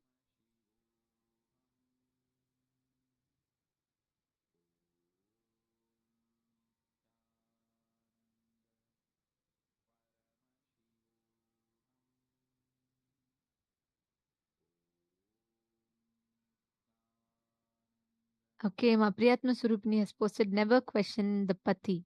Okay, come on, everyone else. Ma Chetna Patel, Ma Tansvi Long, Ma Anna Mercedes, Zen Kiao.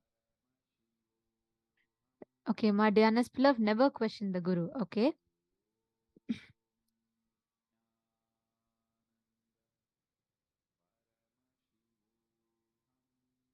Subramanya never questioned the Guru. Mantus has posted, Ma Geetanji Khan has posted surrender. Come on, every one of you, put Ma Ananda Parameshwari, Nithyanandam.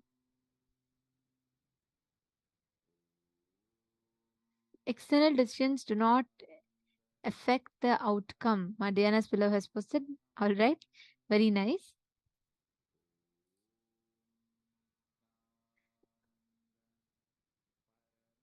Only question Pasu, never question Pati. Madonna, my Joyce has posted same consistency with Paramashiva. Beautiful. Many of you have posted different thing. Now listen, Swamiji said, like all of you have correctly posted, Swamiji said, just never question Pati. Question the Pasha and Pashu. These three words. Pasha is the bondage.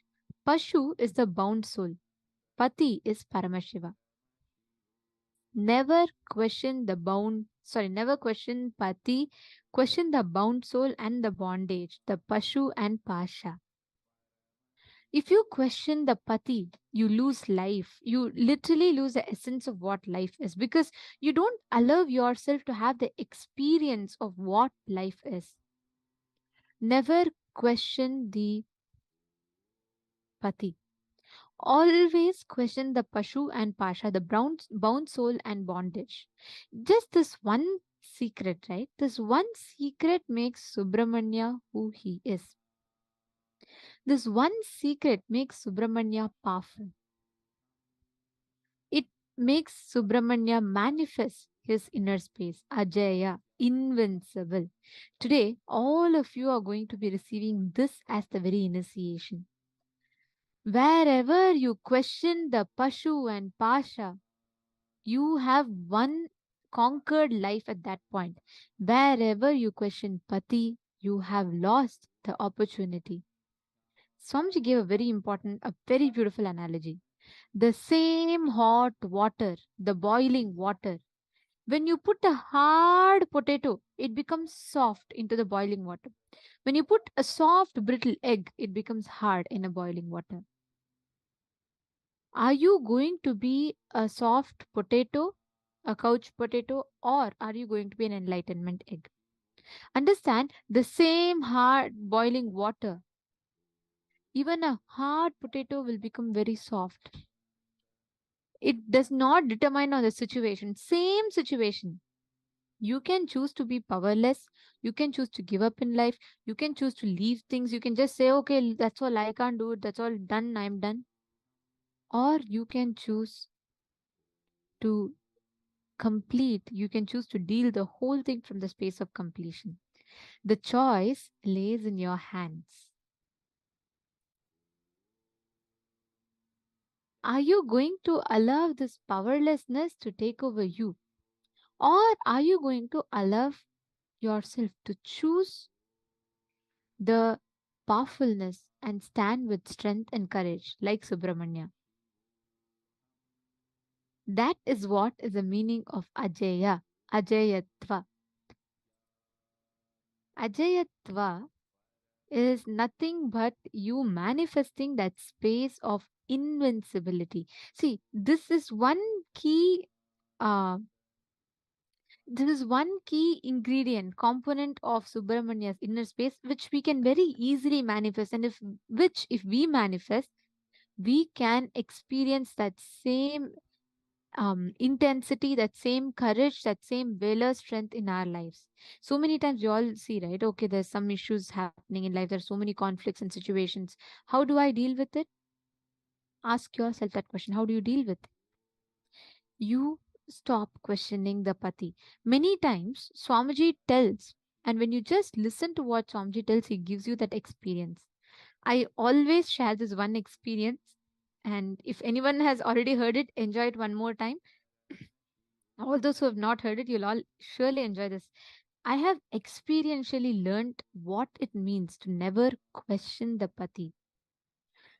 During the 2016 or 2017 time, there was one project called the Nithyananda Sadashiva Sena, where all of us used to, one group of us used to travel from one place to another, and we used to visit houses and do pada puja, healing, and everything to people.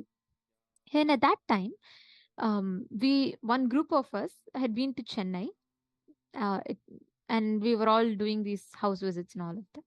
At that point in time, each of us, so basically what we used to do, each of us used to take like one vehicles, and we used to go travel to different parts wherever people have requested for healing, and we used to go and heal them.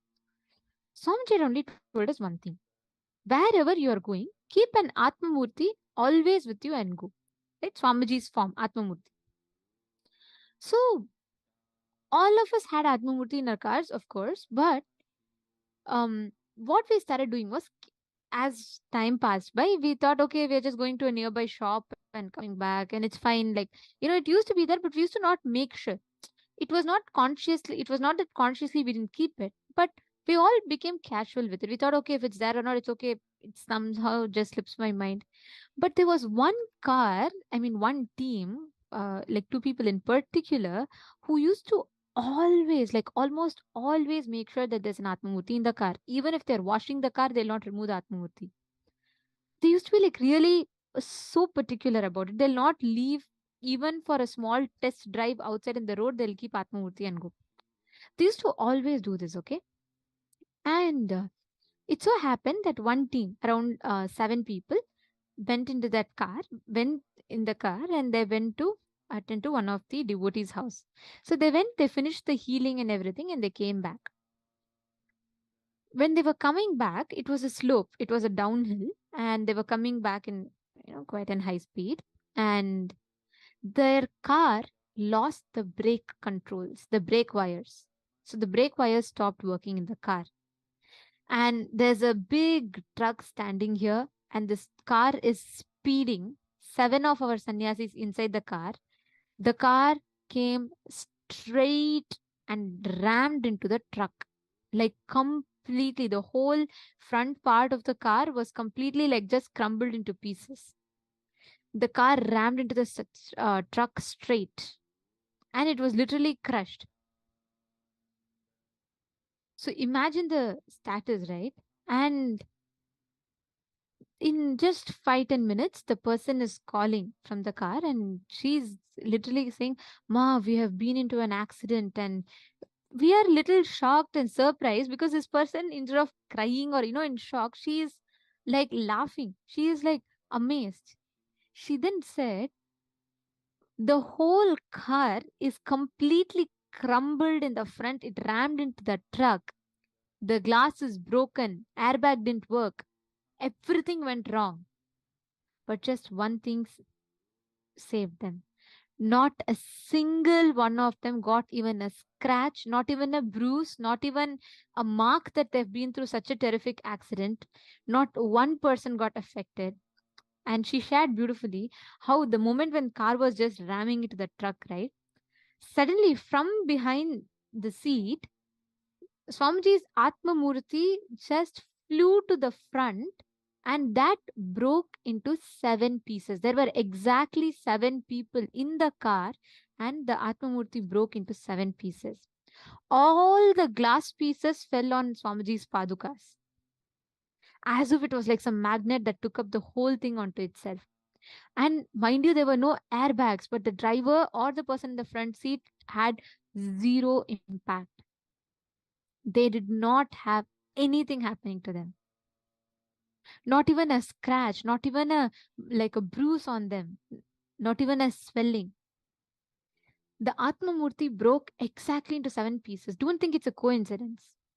Swamiji said that day all 7 of them were destined to die in that accident, but just because they had Atma Murti took the whole thing on itself and they were all saved. 7 lives were saved that day. Never question the Pati. When Swamiji said keep Atma Murti, we never took it like, I mean, we did, but we started becoming casual with it. The one team that was integrated to it, just 2 people who were integrated to it, saved a whole team. That is the power of you following the Guru Vak without questioning the Pati. Many times, instead of asking ourselves, we ask the Guru why. We say, oh, Swamiji bless, it should happen. Correct, it should happen. You go and ask Swamiji blessings for reducing your body. Swamiji blesses and says, do yoga. Did you do that yoga? You have to ask yourself that. That is what is questioning the bondage and the bound soul, questioning the patterns. Take a few minutes, go back into your life, pen down at least 25 incidents in your life where you question the Pati. Whenever you question Guru, whenever you question the life, both. Pen down 25 incidents in your life when you flared up, you questioned Paramashiva Guru. You questioned the Pati. You said, oh God, why is life doing this to me? Why is life treating me like this? Write down these 25 incidents. I request everyone to sincerely do this now. This is a very, very important preparation for today's initiation. So please sit and do this sincerely. Even simple things such as, oh, okay, I cannot, Swamiji is told to do yoga. And why should I do yoga? Why is it not happening? Why should I not do it? Why should I do? All the questions that you ask. Wherever you question Swamiji's Guruvak to you, as opposed to your patterns, pen them down.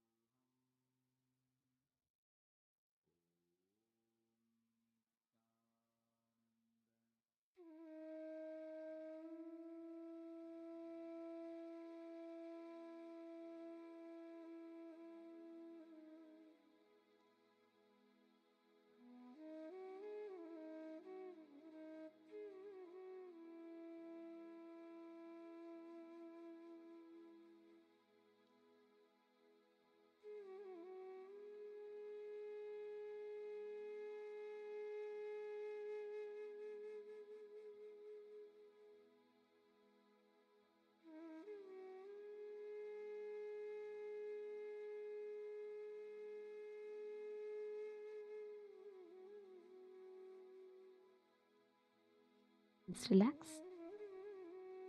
Hope all of you have written down.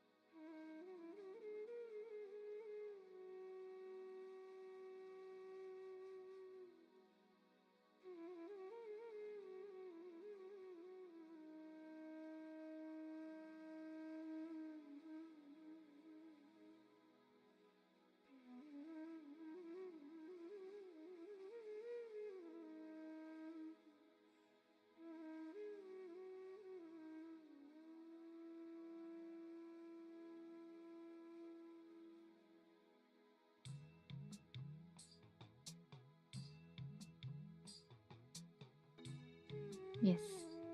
Now, let us all enter into the next part. See, every time inside of you, there is any part of you that is questioning the pati. It should ring an alarm inside of yourself. Automatically, it should ring a bell in your head. Oh my God, this is what it is. I should not entertain this thought current inside of me. I should not allow this inside of me. Simple integrity, simple obedience. That's all. Simple integrity and simple obedience is the key for you to manifest anything that you want in life. Whenever you are stuck, right? Whenever you are stuck in this loop of, you feel like, this is not happening, and you're not able to manifest, you're not able to create what you want in life. Every time, Swamiji briefly tells, what exactly is that simple integrity and simple obedience? Just knowing simple attachment. Hey, Swamiji told, that's all. There's no question of anything else. If Swamiji has told, Swamiji will take care. Let me just do the bare minimum of me doing what I am supposed to do. That's all. That is simple integrity and simple obedience. Simple attachment to the Guru. Not having calculated, measured responses to the Guru. Whenever you are stuck in such a situation, whenever you think, I can negotiate with the Guru for anything, be very clear, you lose what you negotiate with the Guru for and you lose the Guru. But if you think, I can negotiate to the whole world for my Guru, you will get your Guru and you will get whatever you are negotiating with the world for. That is the simple formula in life. Whatever you are negotiating for, just see, are you questioning the pati or are you questioning the bound soul and the bondage? That's the only thing you need to measure yourself with. That's the only thing that you need to work on. The only thing that you need to take care about. Just make sure you are not doing the whole cycle of questioning the pati. Every time you do that, remember, you put yourself into that same loop again and again and again. Simple integrity, simple obedience, simple attachment. That is the key. With simple integrity and simple obedience and simple attachment to the Guru, you can conquer the whole world. Paramashiva, it is Subramanya's simple attachment and simple obedience to Paramashiva that makes him manifest whatever he wants.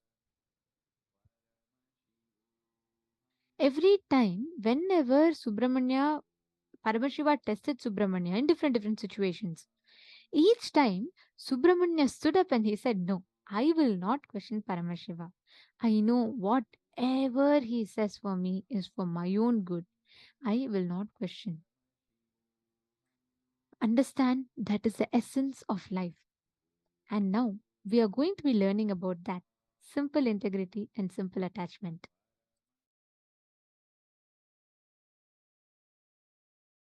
Guru Tattva is only to lead you to the Guru embodied.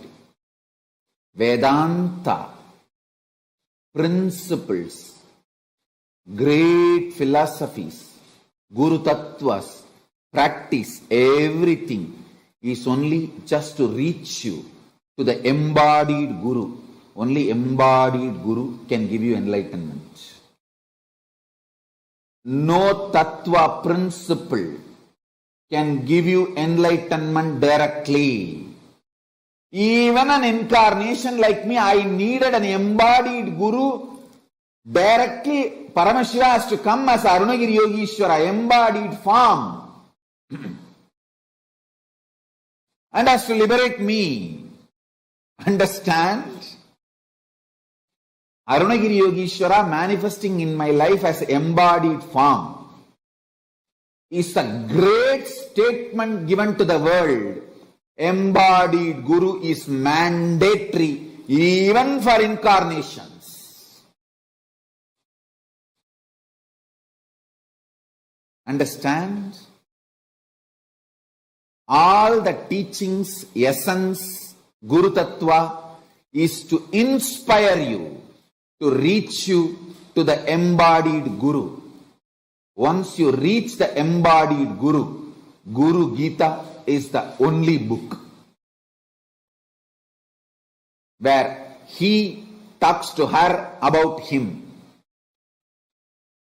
He talks to her about him.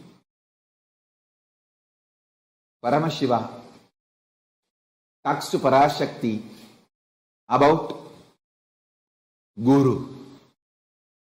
Understand? Guru Tattva, teachings, essence, imbibing all of it. All this is great to inspire you, to push you, to make you reach the embodied Guru.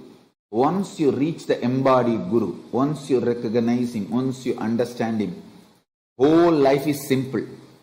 Exactly, I will tell you the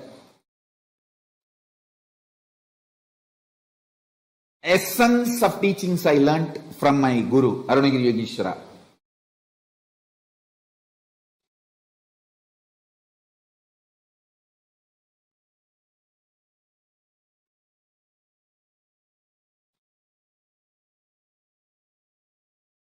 Simple word. If I have to translate the essence of what I received from Arunagiri Yogishwara, have simple attachment to the embodied Guru, simple obedience to embodied Guru. That's all.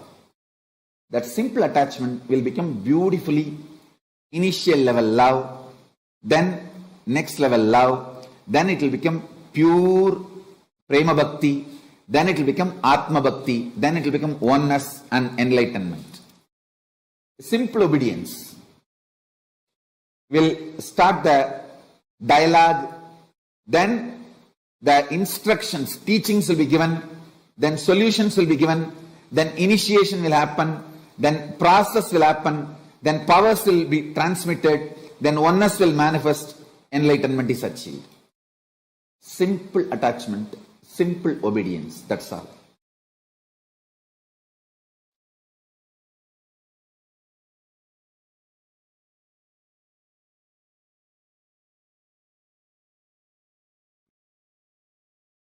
All teachings, Guru Tattva, essence to be imbibed, all this ultimate truth, everything is only to connect you to the embodied Guru. Once you have reached the embodied Guru, after that only one teaching, simple attachment, simple obedience, that's it. Then simply the transmission happens and you become enlightened. If you want real enlightenment, because only Guru knows what has to be imparted in you and where you have to be given a breakthrough. No teaching, no tattva can, because tattva and teachings, all that your mind can digest and make a very cunning structure for you to continue to flourish, thrive in your delusion. Most of the time when people keep only the teachings and leave the embodied Guru, they become so cunning. to make the structure for themselves internally, mentally, to thrive in their delusion and continue to feel that they are great spiritual seekers or enlightened beings. If your Vedanta, Guru Tattva, all the ideas you learnt, after reaching Guru, if they are trying to stop you, divert you or obstacle, drop the ideas and concepts and philosophies you learnt, not the Guru. Guru is living real being. Drop the teachings, not the Guru.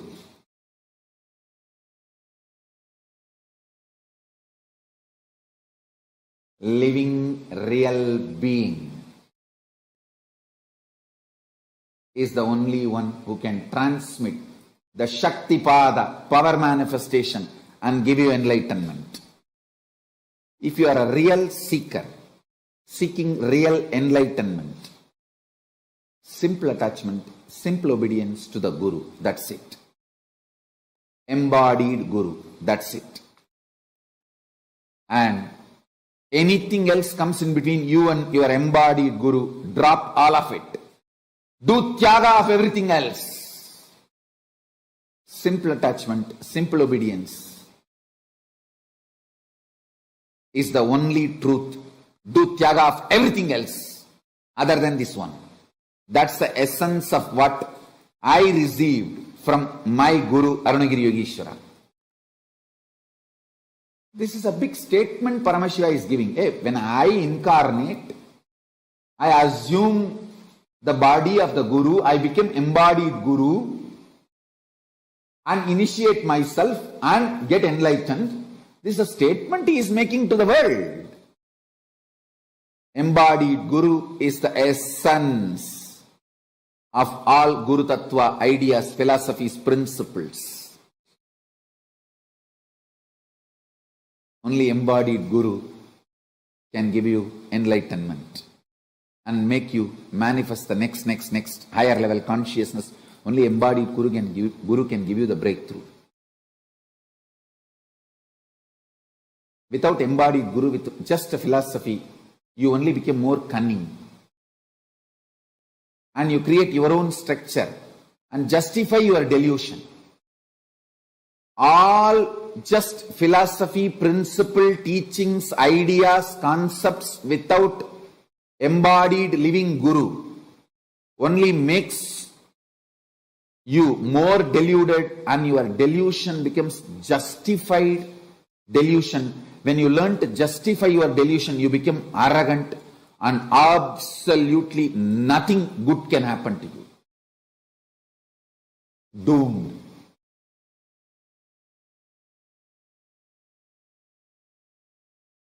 So if you are a real seeker, interested in real enlightenment, have real simple attachment, real simple obedience to the embodied Guru. That's it. It's for all real seekers who are interested in enlightenment.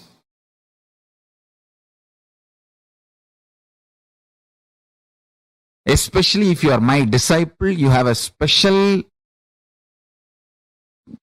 conclusion inside you. Even when your mind goes through mood swings, ups and downs, you know, Swamiji has said, it means it is true. Let me connect to Ganapati. Because Swamiji said, I know it is truth. That gives you the whole strength, like not only your strength, my strength becomes your strength.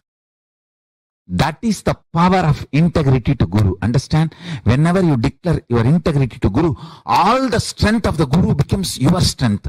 All the powerful cognitions of Guru becomes your powerful cognitions. All the wealth of the Guru becomes your wealth. Declaring integrity to Guru makes you one and equal with Guru. You can confidently walk into Kailasa and say, hey, my Guru said Ganapati is here. I came to see him. He gave me the password, Om Gam Ganapatiye Namaha. Please inform Ganapati that I have come to see him. Want to have his darshan? My Guru told he exists. My Guru has seen. I tell you, really he exists. And he responds. Fools are those who say God is one. I tell you, in reality, God is oneness, not one. The oneness is God. I tell you, when you experience the higher consciousness, decide to be integrated to higher consciousness. In my case, I decided I'll be integrated to my Guru, Arunagiri Yogeshwara, that's all. Just my integrity to my Guru, Arunagiri Yogeshwara. He makes sure I am protected. He strategizes properly. The right door will be opened and the right door will be closed, and if all doors are closed, he opens the roof and airlifts me.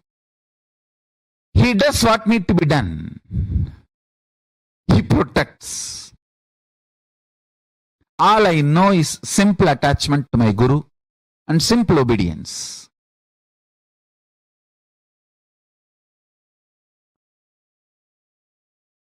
He clearly sends the instruction in the buddhi without any doubt.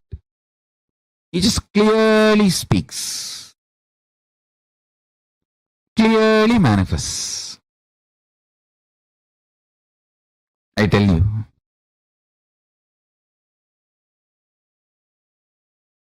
I entered into Kailasa just with this simple Guru pass, master card.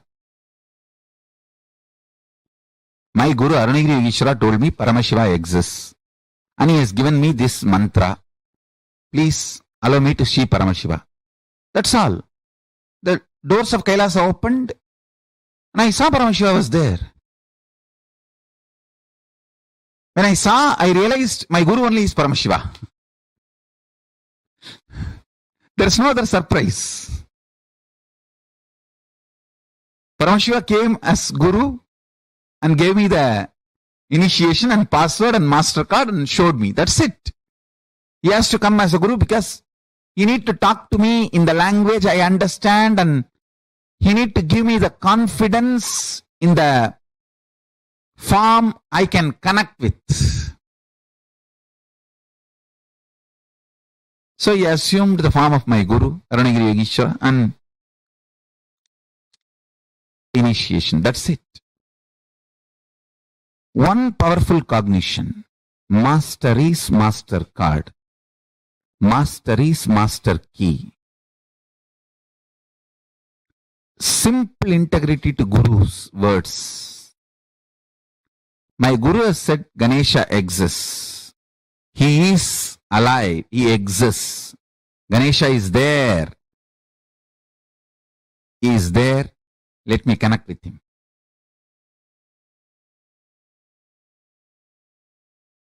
Stop dealing me strategically. Start dealing me with simple integrity. Simple integrity and simple straightforward tyaga. What you can give, that last thing, sacrifice that. Kannappa, whose eyes still I am having. Ilayangudi Maranar, whose food still I am eating. Understand, all these people gave the last push and gave what they can give. Sacrifice. Kannappa's first eye I am not having. Second eye I am having. His first eye is Tyaga. Second eye is ultimate Tyaga.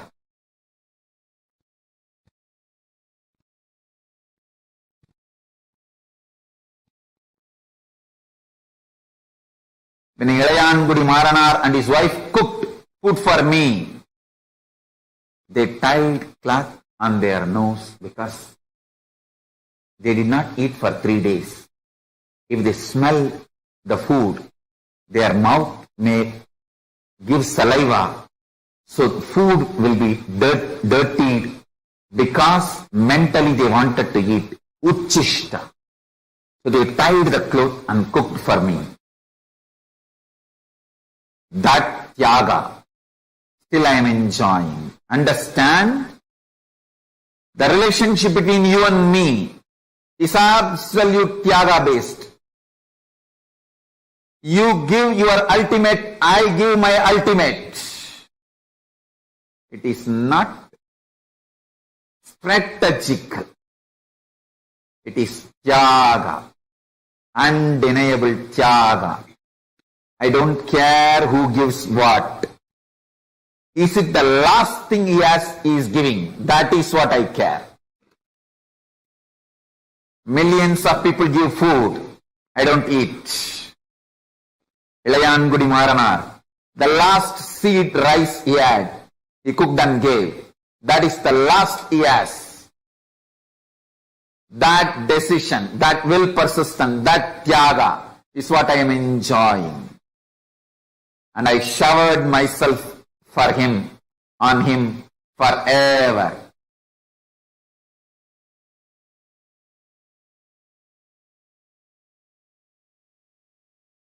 Tyaga is the bridge between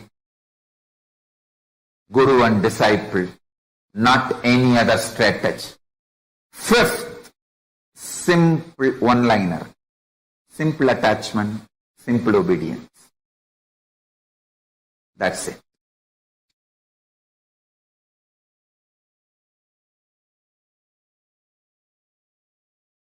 Understand?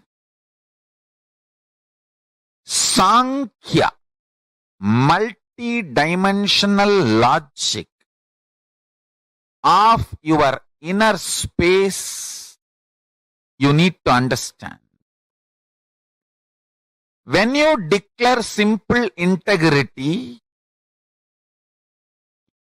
to the Guru, you do not lose anything but you gain everything.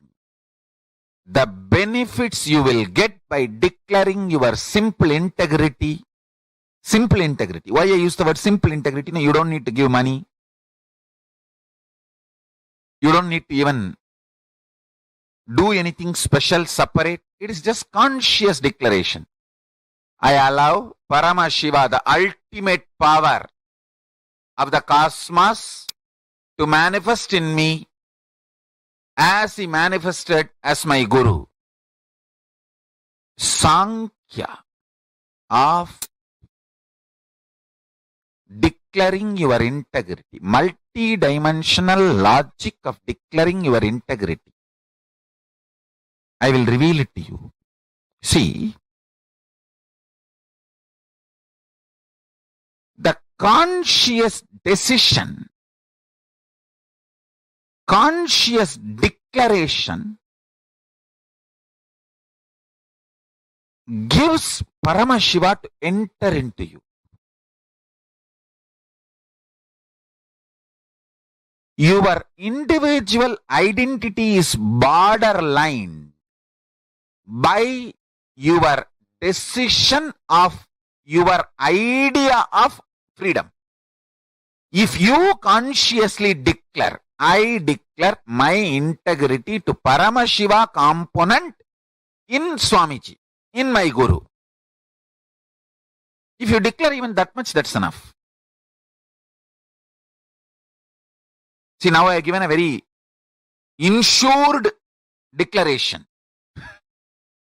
Very secured and insured declaration. You can make a clear disclaimer. I declare my integrity only to Paramashiva component of my Guru Nithyananda Paramashivam. And non-Paramashiva component, I am not declaring my integrity. You can clearly make it. I don't have a problem. So you feel very secured and insured.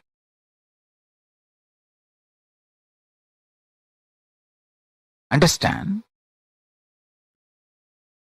But this declaring your integrity is too important because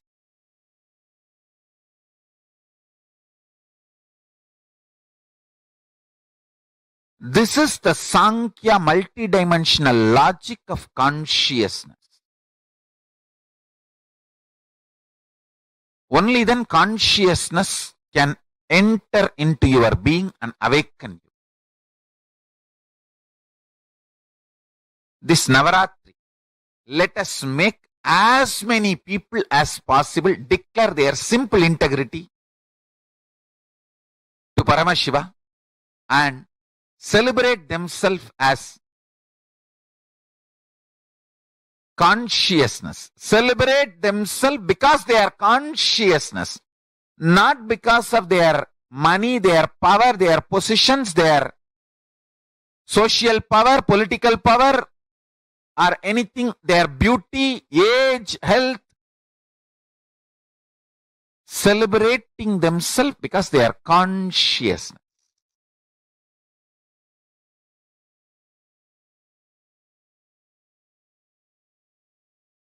Just these two. Declaring simple integrity to Paramashiva component of your Guru. When you declare your simple integrity to the Paramashiva component of your Guru and you decide to celebrate yourself because you are consciousness, this too is a, I tell you, most successful recipe for power manifestation. Deadly combination. Nothing can kill you after that. Deadly combination for destroying all the ignorance and powerlessness and impossibility.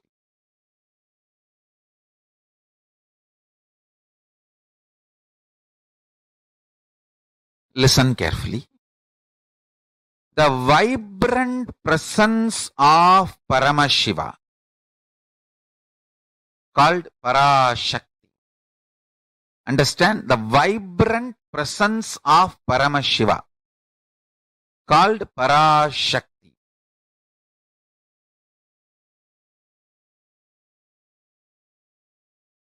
manifests as life in you. Listen carefully. The vibrant presence of Parashakti manifests as life in you.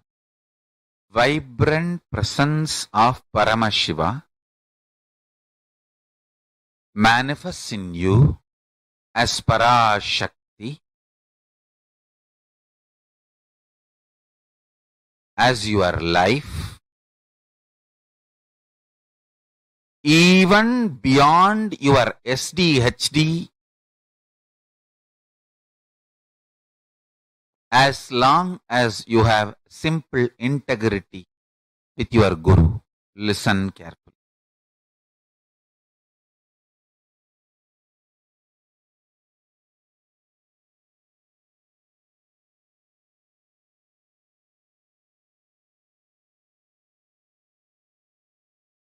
This powerful cognition can manifest the life as you consciously visualize.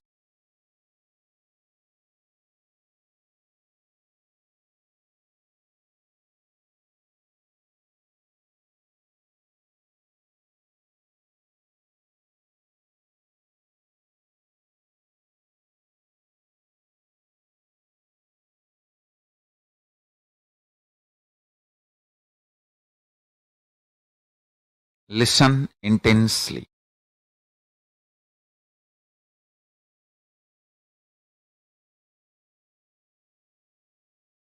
Paramashiva,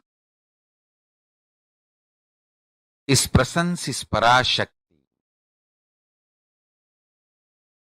whatever you consciously visualize as Paramashiva can manifest as your life. Even if you have SDHD, self-doubt, self-hatred, self-denial, will it manifest or not? As long as you have simple integrity with Guru, his initiation, the power of his initiation will make you manifest your conscious life you aspire for you. Understand? Simple integrity, simple feeling connection with a Guru goes on awakening your Kundalini Shakti and transforms your very DNA and raises the Kundalini Shakti.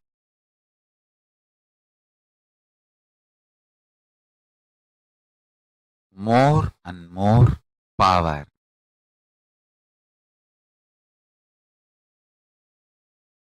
Goes on manifesting in your system with more and more powerful cognition.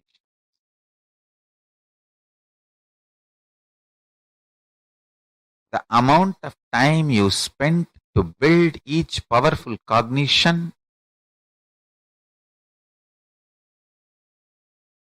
is your tapas. Every time when I surrendered to my Guru, I felt my surrender to my Guru empowered me, not him. He did not get empowered, or he did not get any power over me. I got empowered. Actually, I got the power over him. And I got empowered. When I became his puppet, I became the most powerful Parameshwara. I did not lose anything. I only gained everything. I tell you. When I started realizing this, my surrender became intense. My surrender became intense.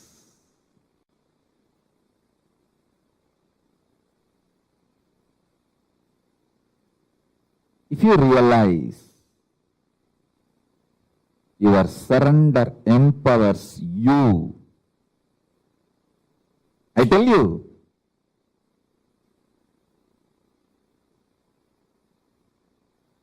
if you realize your surrender empowers you,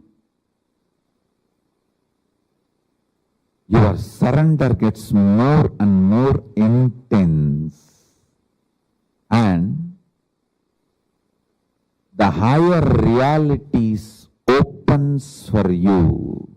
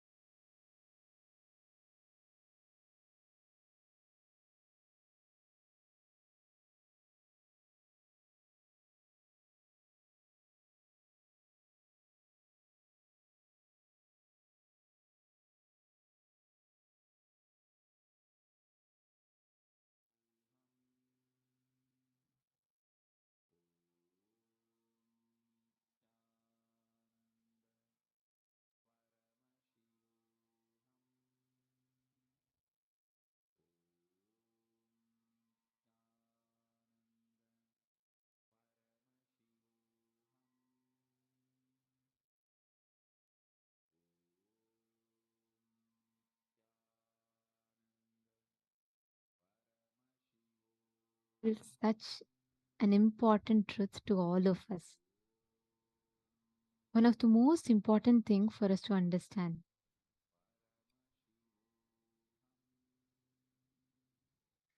Just cognizing, remembering, understanding that you, your simple love, simple obedience and simple integrity to Paramashiva is all that matters. Nothing else counts. If you just remember that one truth inside you, if you just remember that one truth in your inner space, you will realize how life presents all the situations to you only to bring you to completion. Only, even in the most worst situation, you will only fall on his lap. You will only fall on his lap. And Swamiji will literally be there holding you. He will take care of you and he will make sure that you are safe. But from our side, the only thing we need to have is simple integrity, simple attachment, and simple obedience. That is the only thing we need to have.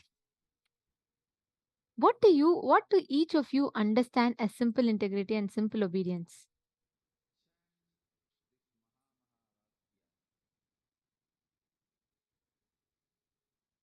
Can I request every one of you to post? What did you understand as simple integrity and simple obedience? Come on, please share with us.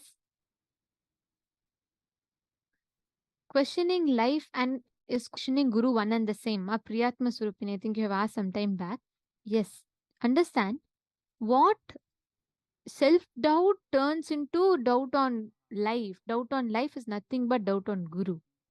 Because what you're projecting as life will turn towards Guru. So every time you're questioning you're questioning life is you questioning Guru. It is one and the same. Come on, can I request each of you to post what is simple integrity and simple attachment according to you? Krista Heltman, see, you're saying listening to what Swamiji says, following without question. Then it becomes like a rule. It becomes like a restriction upon us. You should always understand how it it empowers you. Ma Priyesha is asking, what is the meaning of what is the meaning of the phrase negotiating with the Guru Ma? Can you explain with an example? Did you listen to that Atma Murti and that car incident that I gave? Ma Priyesha?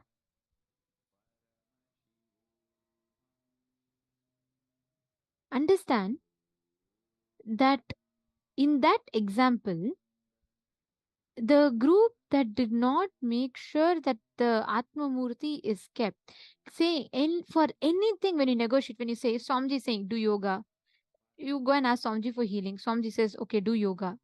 You go back and negotiate with Swamiji saying, Swamiji, right now I don't want to. I know yoga is going to work, Swamiji, but I don't think I can do it right now. Is there something else I can do? You trying to negotiate back with the Guru of why something is not possible. You trying to convince the Guru otherwise of what he has told you to do is negotiating with the Guru Ma. Understanding?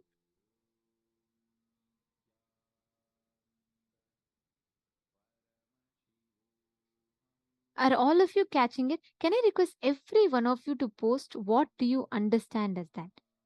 Surrender. Okay, Ma Lita is saying surrender, Ma. Is it like simply surrender? Yes. But understanding that whether it is my experience or not, whether it is my own experience or not, I know when, because Swamiji has told, it will become a reality. Because Swamiji is taking care, it will become a reality. Even if you mechanically function with that understanding. Simple love. Why do you do something? Because you love Swamiji. That's all. There should be no reason for it. As long as you try to justify something with a reason, right? You will keep putting yourself through that loop again and again. If you just realize whether I like it or not, whether I believe it or not, accept it or not, I know Swamiji loves me. Because Swamiji loves me, he will take care of me. That's all. That's the only thing that we need to do. And if just with that one thing in our inner space, we will be able to see completely a different perspective of life. No matter what, you don't need to calculate for any risks. Swamiji will simply take care and he will make sure that the whole thing is being attended to, it is being taken care of. Every one of you that are sitting here, just simple integrity and simple obedience. That's the only thing that we need to have. That's the only thing that we need to take care of. The only thing we need to see. Everything else that comes your way, all the risks that you'll have to take, Swamiji will take care of it. That is the key.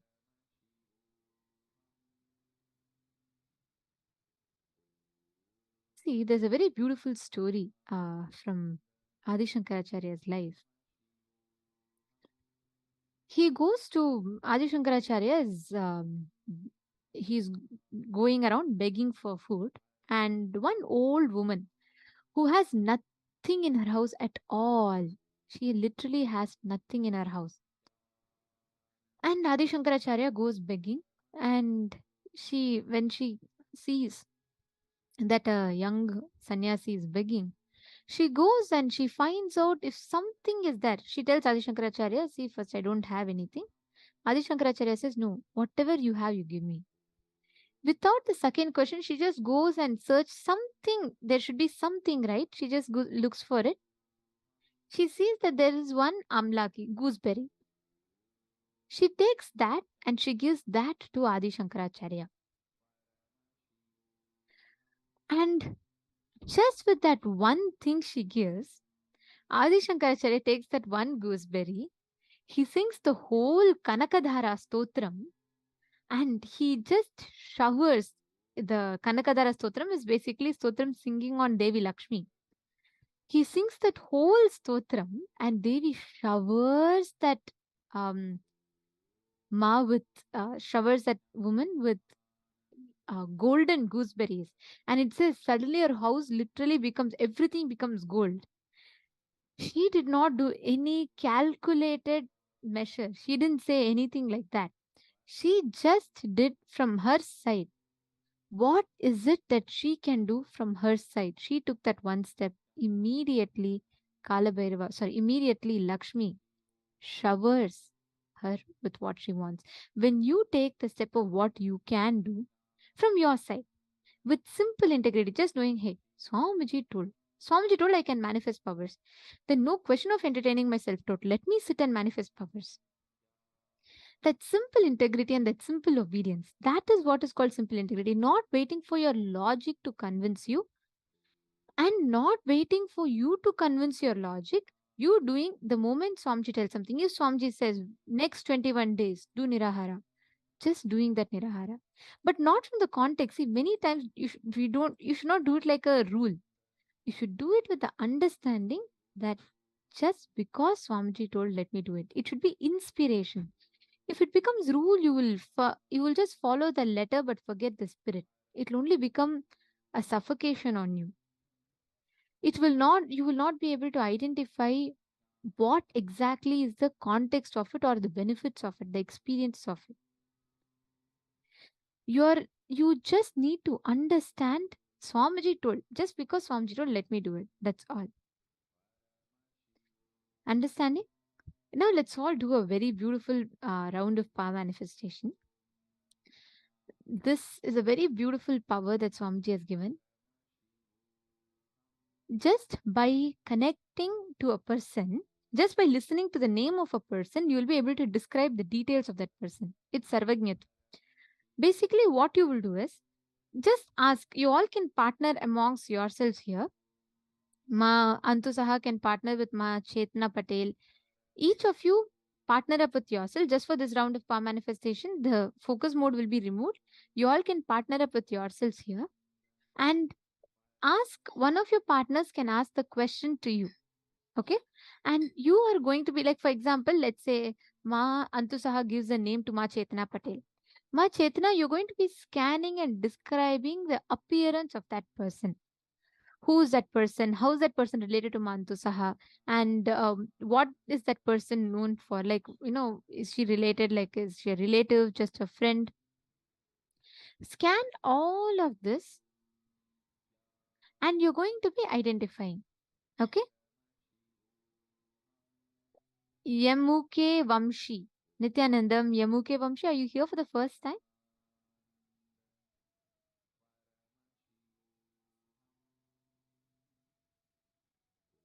Very nice. Welcome. And Yes, I see you've posted some message. Surely today we will be having the darshan. You can ask all your boons and prayers to Swamiji at that point in time.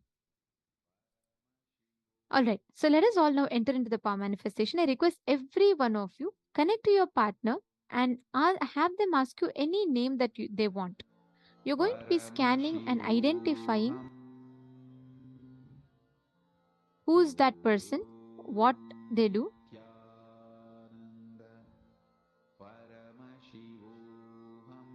and how are they related. All these details.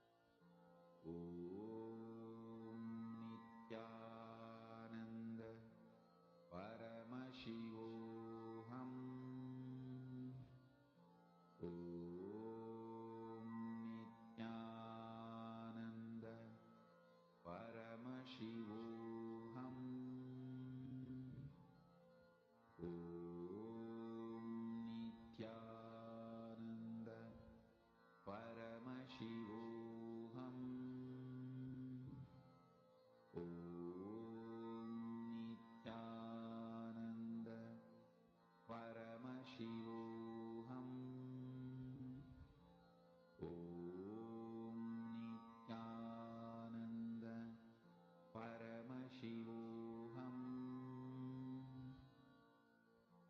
Om Nithyananda Paramashivoham. Om Nithyananda Paramashivoham. Om Nithyananda Paramashivoham. Om Nithyananda Paramashivoham. Om Nithyananda Paramashivoham. Om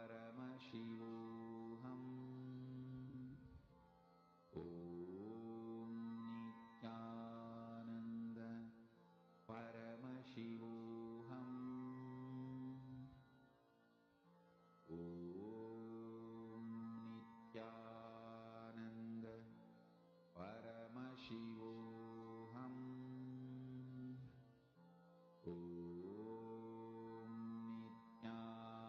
Om Nithyananda Paramashivoham.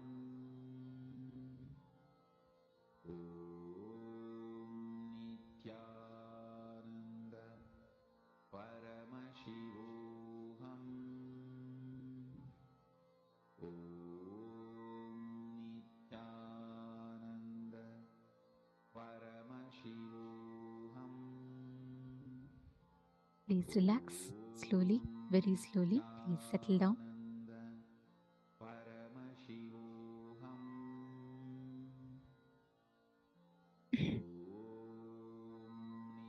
All of you can now please relax. Yes. So hope all of you have manifested. This is one of the most coolest, most easiest power to manifest. And moreover, if you start manifesting this power, right, you will be able to start accessing any information just by will, without you having to put a conscious effort, without you having to try and do something. You will just be able to manifest whatever you want just through your will, like without having to struggle, without having to constantly try and see. You will be able to know anything that you want to know is under your control. Whatever you want to manifest is all under your control. You will be able to experience that, and that whole experience will just become a part of you.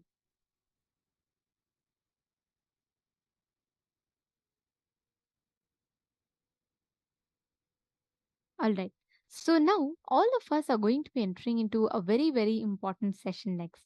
We learned now about simple integrity and simple obedience, correct? We all learned about how we can experience that simple integrity and how that is the key for us to experience anything we want in life and manifest anything we want in life. The next session is something very, very beautiful. Whatever we do in life, the one thing that we all seek for is success. Whether you're making an investment, whether you are making you're working on some big project, whatever you are doing, the one thing we all seek always is success.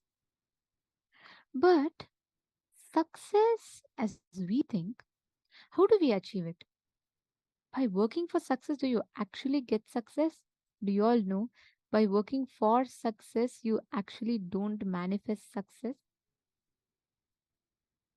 By working for something in particular, you manifest success. And what is that?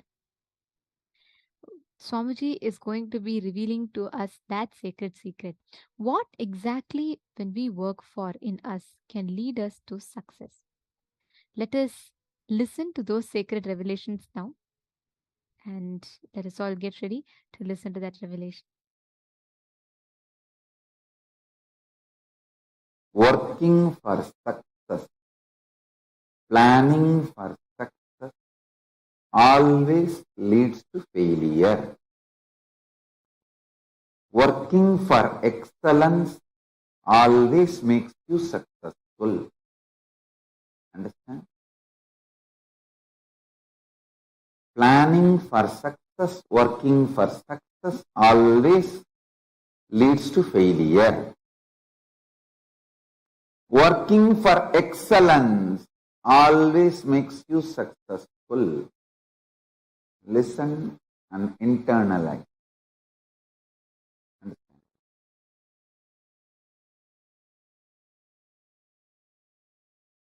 Person who works for success will be very shallow.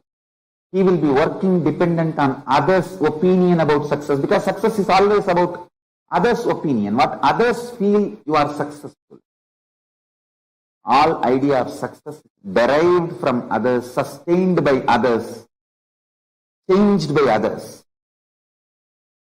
All truth about the excellence evolved from you, substantiated, supported by you, and manifested by you. Understand? Excellence is integrity based, reality based, present moment based. Success is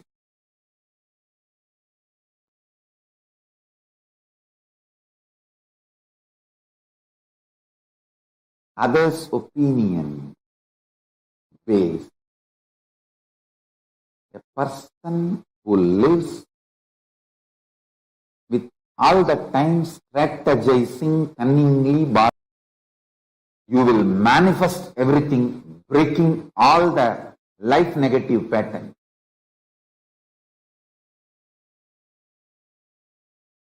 Even in your sleep, you know how to be in tune with Paramashiva and manifest state, space, powers, being, super consciousness of Paramashiva. Excellence is all about from where you are, raising yourself to the next. Success is all about others and how things go with others. I tell you,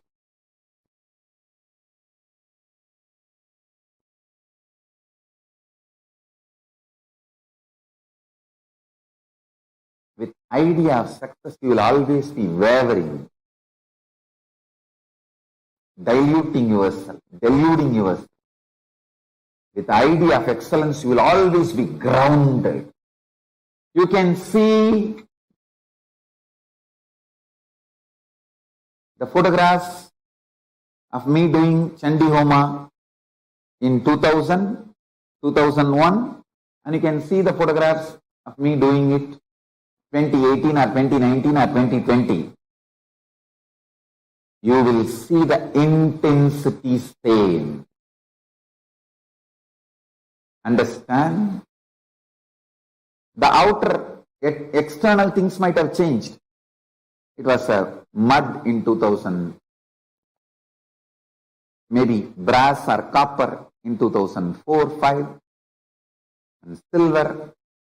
Now it may become soon gold. Who knows? Understand? I always work for excellence. That is why the so-called outer success happens or not, I neither get frustrated nor get tired or bored. The worst part with the success is, if you don't get, you will be frustrated. If you get it, you will be bored. But with excellence, you will be intensely excited. Go on feeling the excitement.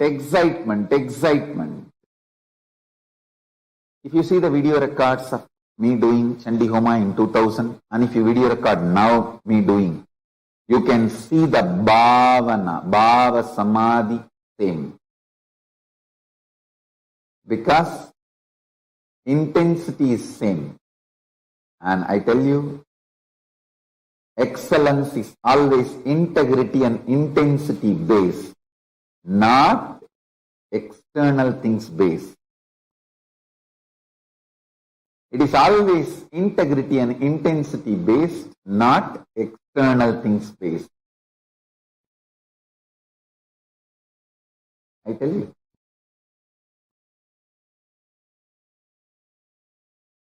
If you are excellence based, you will not bother about even enemies, because you know very clearly your enemies are fools and stupid fellows. Why will you bother about them? You will be so clear. I tell you. From that time till now, I am working for excellence. That is why the outer world idea of success never interferes in my life.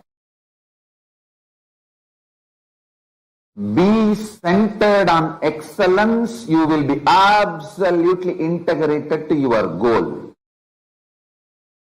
Even this COVID-19 lockdown, I tell you, people who are excellence based neither feels depressed nor feels deprived. They know how to survive. All the minds which are success based have collapsed, gone to pieces. Listen, all success based people, the idea of success is melting down. All success based people, terrorized by the insecurity, life, future. All excellence based people are there with their original excitement and intensity and continuing to plan further with their excellence based mental setup and consciousness. I tell you, only people who are centered and who are thinking excellence based are going to survive this COVID-19 after effects. COVID-19's lockdown, economical meltdown, this global crisis, all this. People who are excellence based are only going to survive this crisis. The people who are success based are just going to melt down. Excellence based consciousness is more like a muscles. Success based mental setup is fat. Don't build too much fat. It will be load on you, tiring you, diluting you, deluding you.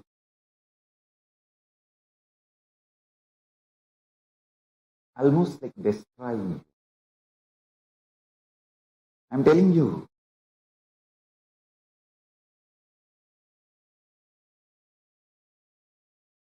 Bring intense integrity.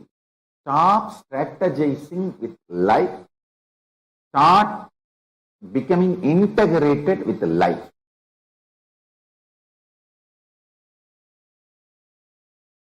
I have seen every person who works with excellence based gets more and more integrated with the depth, strength, power, energy, intensity, excitement, unending excitement. People who work for success, if they don't get, they get frustrated. If they get it, they get bored. Both the way they collapse. Bring your life excellence based.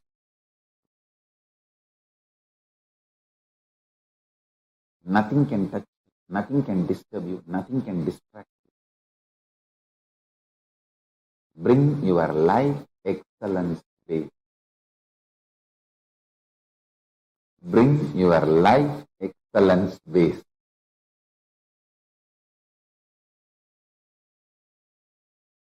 Bring your life excellence based. Drop the idea of success. Make yourself centered on excellence in everything you do. Whether your health or wealth or power manifestation, relationships, anything. Make it excellence based.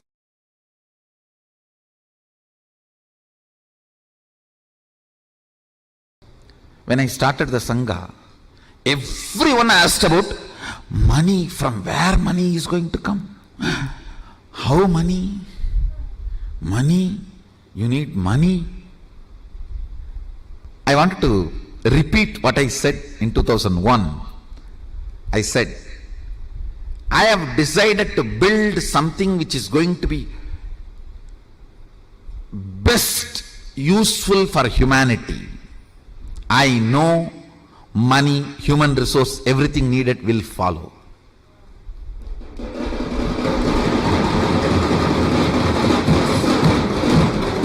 I am planning to build something which is most important for humanity, which is going to be the best useful thing for humanity.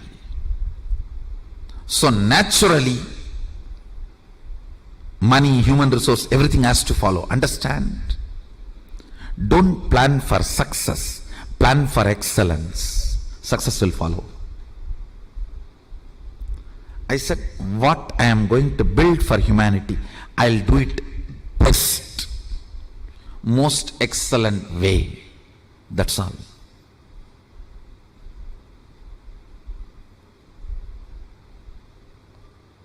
More and more of me makes the Anya come down. Anya means will, to come down, and will starts believing in more and more of impossibility. Impossibility overtakes, takes over your will. If you think with responsibility, energy flows straight. Means you manifest your reality. But that is also not enough. That's good, but not excellent. Excellence means constantly cherishing cosmic principles as your thought currents. What's the goal? What's the purpose you want to exist? Why do you exist? More and more of cosmic principles, more and more of cosmic understandings, more and more looking up. Understand? The more and more cosmic principles start sinking in your day-to-day thought currents, lesser and lesser blind spot about your existence. What is blind spot?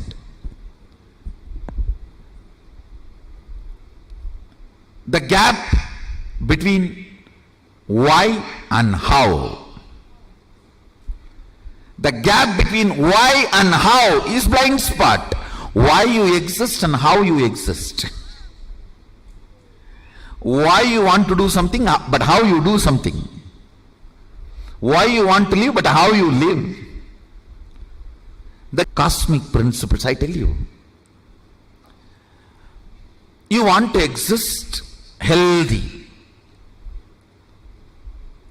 but your whole day goes either in sickness or afraid, getting frightened about more sickness. I tell you,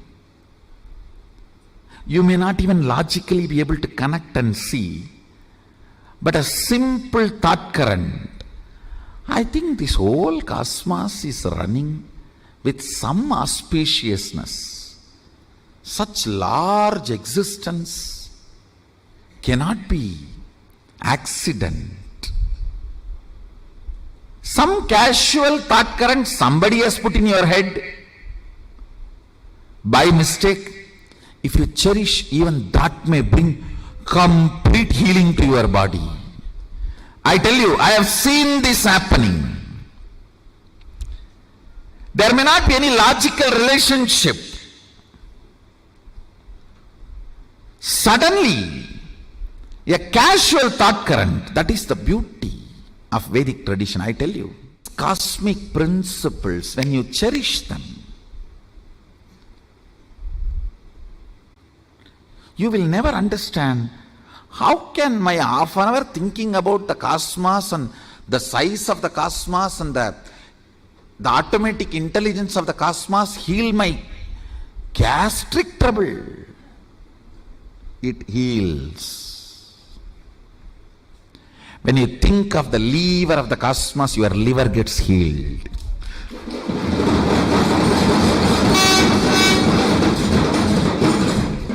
I tell you, listen, any cosmic principle, you don't even need to seriously practice it. Just like a sipping cup of coffee, if you sip and very casually flirt with them, romance with them, those cosmic principles, you will see your third eye just goes up, zoom, and refueled. The whole third eye tank full. Then you can run your life for quite a long time. Logically, you may not be able to connect at all. How come? I was thinking about that and this is solved. Because cosmic principles always iron out your blind spots of why you exist and how you exist. Why you want to exist and how you exist. That blind spots get cleared. That is what I call third eye opening.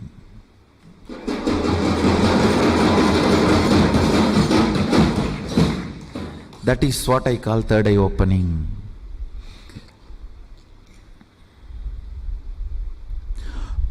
You want to exist for excellence,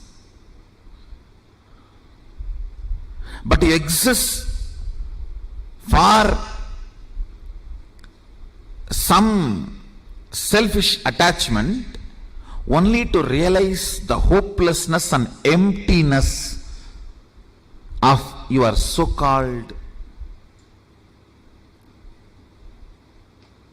ignorant desires. Listen, I am not at all against the desires getting fulfilled, reality. I am only against you running behind something which can never be fulfilled. Or if it is fulfilled, it will be more dangerous to you. In the name of desire, you are running behind siren. Not even behind, towards.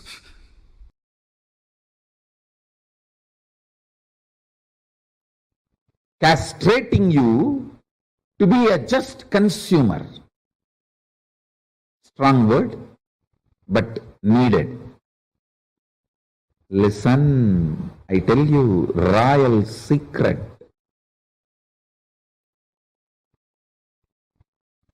Whenever you expect result, the kind of the anxiety, anxiousness, frustration, your mind is more faster than the light and sound.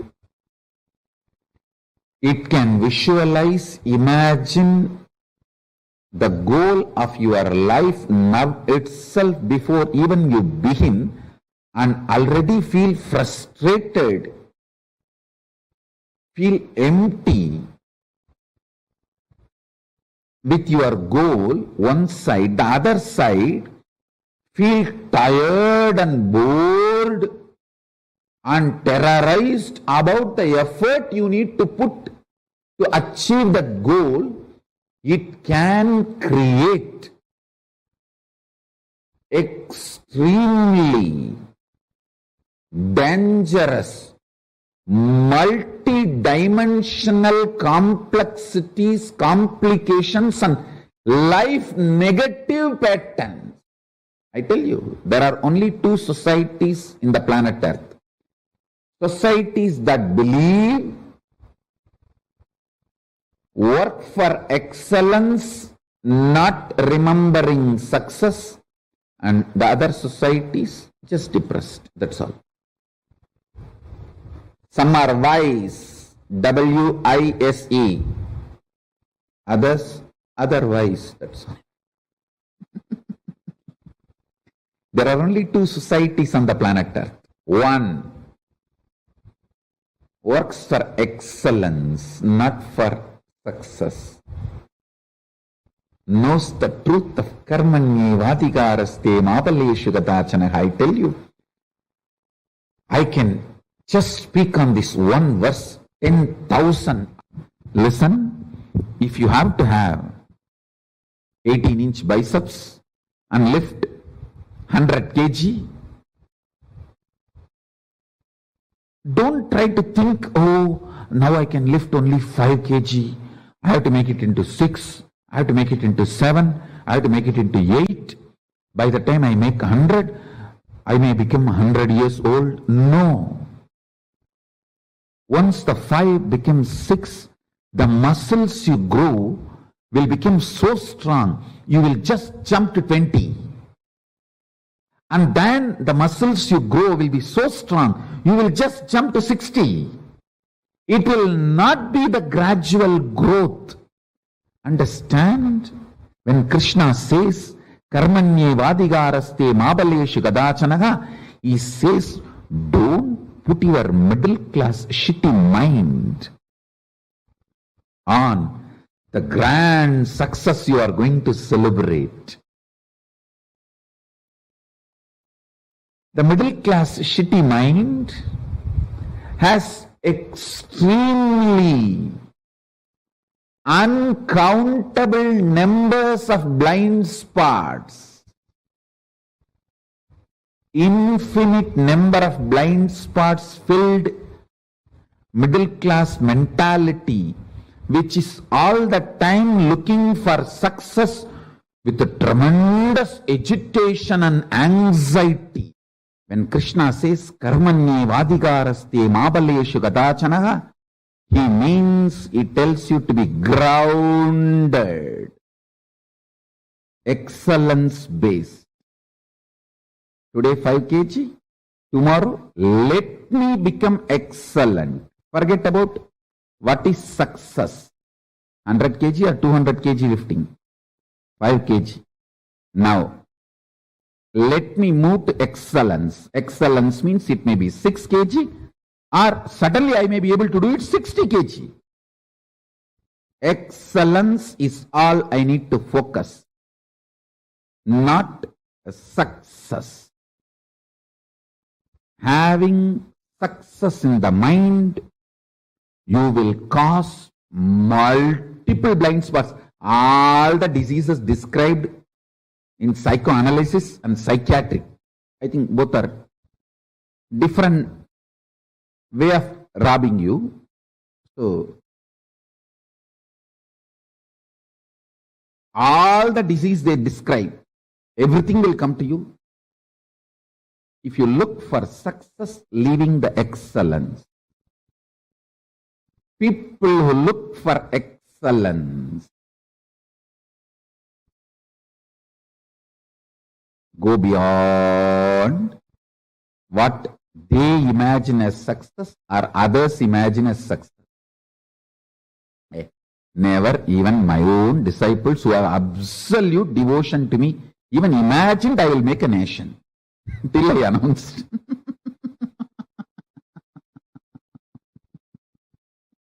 And they said, oh God, whether Swamiji makes it or not is different.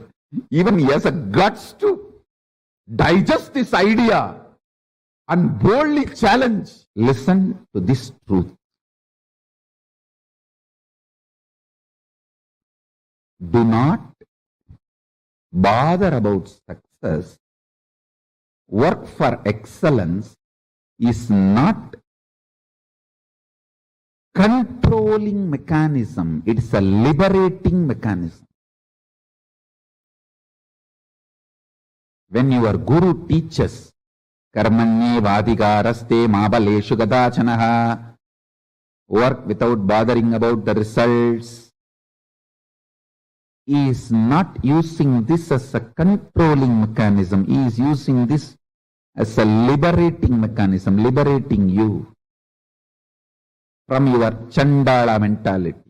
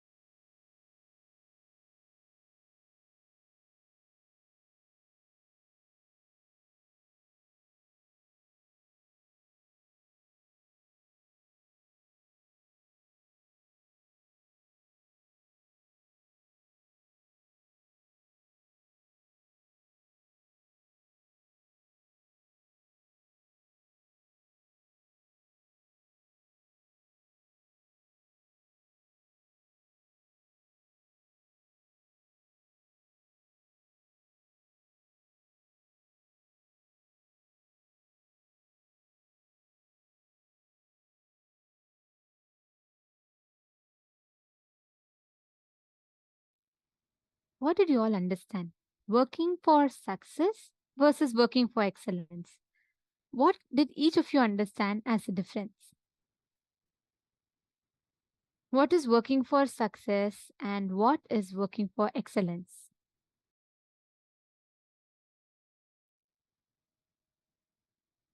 Can I request everyone to share?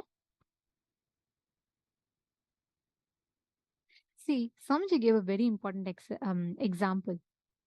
Most of the times, what we all do, right? We all think that, okay, let me aim for success. Let me manifest success. We all think, okay, let me focus on success, focus on success. We set a standard. That's good. We do set a standard for ourselves, saying, okay, this is what I want to achieve. But the catch is, right after you set that for yourself, what do you start doing? You literally stop expanding or even considering any other possibility that you possibly can experience by the time you can manifest something there. That is what Swamiji explained as the most important thing. If you work for excellence, you will look for what next can you do. If you work for success, you will look for an imaginary goal and you will already give up and decide that it is not possible for you to achieve that goal. And you will, based on that, come to the conclusions, life negative conclusions, that it is not going to be possible, you cannot work it, it is not going to help you. All that will run inside your inner space. Swamiji gave a very beautiful example, right? If you're lifting 5 kg weight today, lifting 6 kg or 60 kg is your choice, but don't aim for a set standard of success. Instead, aim for excellence. What can you do? How can you achieve it? That is the key. Working for excellence will lead you to success. Working for success will always lead you to suffocation. There's a big difference. How many of you are understanding this?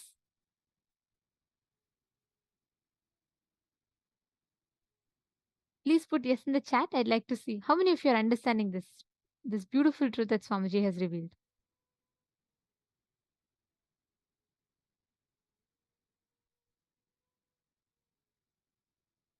See, Swamiji said, right, when Krishna says, Karmanye vadikaraste ma paleshu kadachanaha ma karma pala hetur bhur mato sangastva karmani. When you just decide, let me do my action, let me leave the results to Swamiji. Whenever you do that, right, Swamiji will take care of the results. There is two things. One, you can have your possibilities of success, your possibilities of what can go right and wrong. Second is leaving it to him, his possibility. And we know when we leave it to Swamiji, how Swamiji will take care of it. Every time you try to do something on your own, you think, oh, I will know, I can do something. But end of the day, we all constantly keep failing. We keep aiming for some imaginary thing. Halfway through the journey, we give up. We go through a lot of struggle. When you just leave it to Swamiji, and when you just decide, okay, let Swamiji take care. Swamiji will take care of it. Let me leave whatever I know to Swamiji. From there, let Swamiji take care of it. That space in us that we have, that will lead us to success. Take a few minutes and internalize this one important truth. Just see in your life, where all do you think constantly this aspect you repeat in life, where you are stuck so much with an imaginary standard of excellence that you forget to work, sorry, imaginary standards of success, but you forget to even take steps towards that and you give up. Instead, start with excellence. Means, what can I do best with what I have at this moment? Let me start with that. That will make you have tremendous will persistence in life.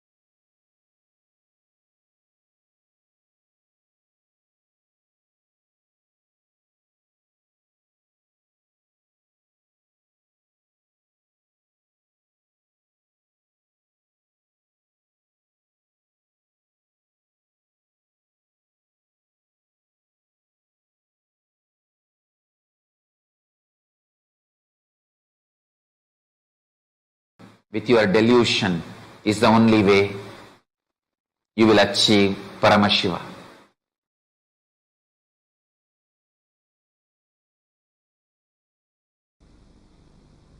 Worshipping the unknown is worship of Kali. Worshipping the unknown is worship of Vishnu. Vishnu means what? Unknown Vyakti. The Avyakta who fills the Vyakta and Avyakta is Vishnu.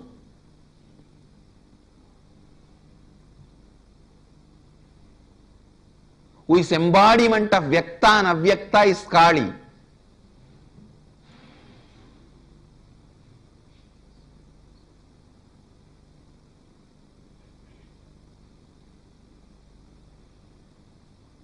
If you just complete with your fear of unknown, you will have the courage to enrich the whole world. You will have the courage to complete with your all problems. Courage to enrich the whole world and courage to complete with all problems is one and the same. If you don't have the courage to complete with all components of you, you will have the same fear outside to reach out to people. That is why I tell you, the person who completes will be the real enricher. The person who enriches will be the real completer. Enriching and completion goes hand in hand intensely. Enriching and completion are like a anga, not step by step. Patanjali says Ashtanga Yoga means 8 parts of yoga. He doesn't say Ashtapada Yoga means 8 steps of yoga. No, Ashtanga Yoga. Yama, Niyama, Asana, Pranayama, all of them are different components of yoga, anga of yoga. Same way, completion, enriching, causing, integrity, authenticity. Integrity, authenticity, responsibility, enriching and causing, completion. All the 6 are Shashtanga Yoga, not Shashtapata Yoga. Shashtanga Yoga. Complete, enrich, cause, everything together. Your completion will cause enriching and enriching will cause completion. When you are afraid of handling some questions from others, some doubts from others, you are afraid of handling some incompletions of you. If you handle that incompletions of you, you will have the answer to enrich others, cause others.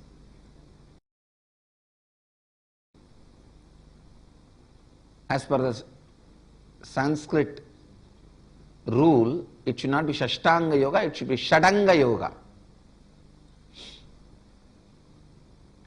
Shadanga Yoga. Integrity, authenticity, responsibility and enriching, causing, completion. I should add listening also. So, it becomes Sabdanga Yoga. All these 7 are not step by step. They are not Saptapati. They are Sabda Anga.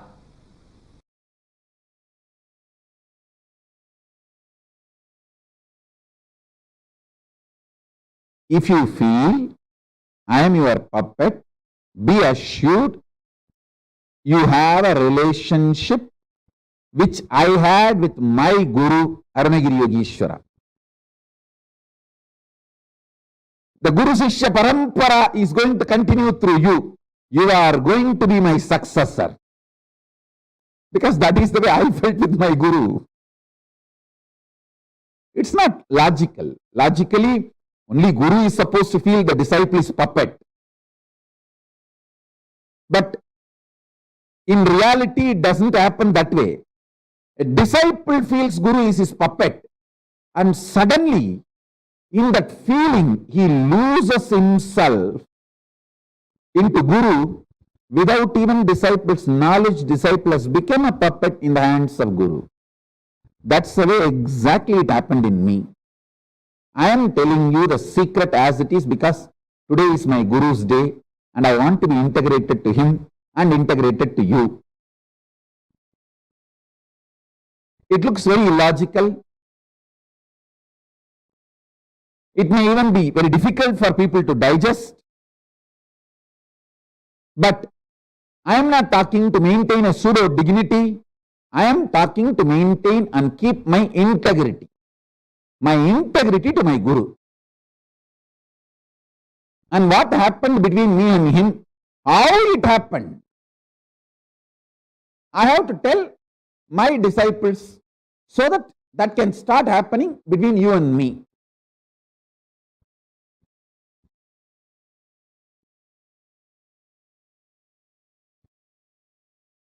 Please listen. If you read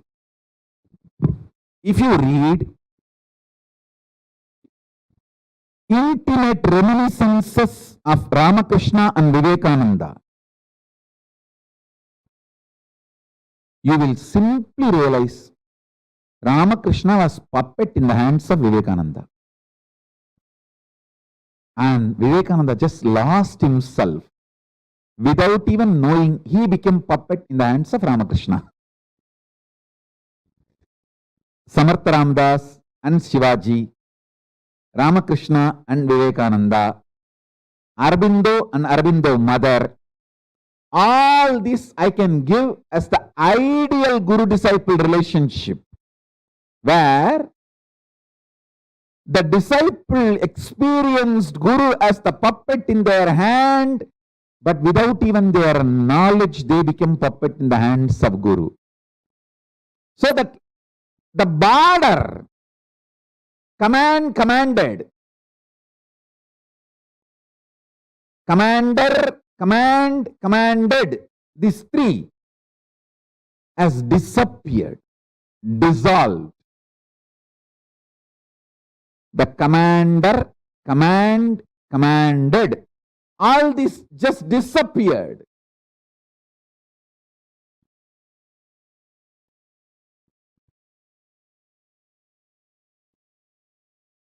I can give you some of the most powerful examples of this Guru-disciple relationship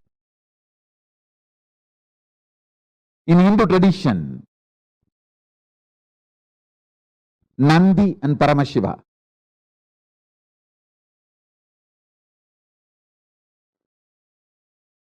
Devi Meenakshi had a disciple called Sumati. Sumati and Devi Meenakshi.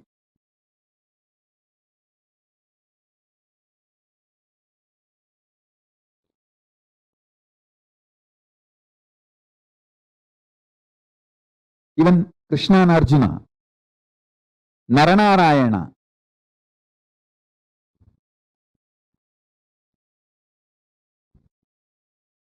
In the modern day, Bhagavān Swaminarayan and his disciple Akshar Purushottam Maharaj. And Aurobindo mother.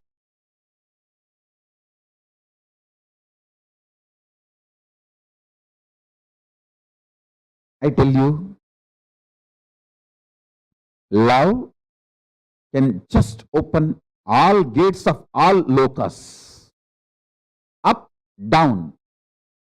Tyaga can open only up to Tapoloka. Brahmanyana, enlightenment, can open only up to Brahmaloka. All the punyas, good actions, dana dharma you do, charity you do, yaga yajnas you do, can open only up to Swargaloka.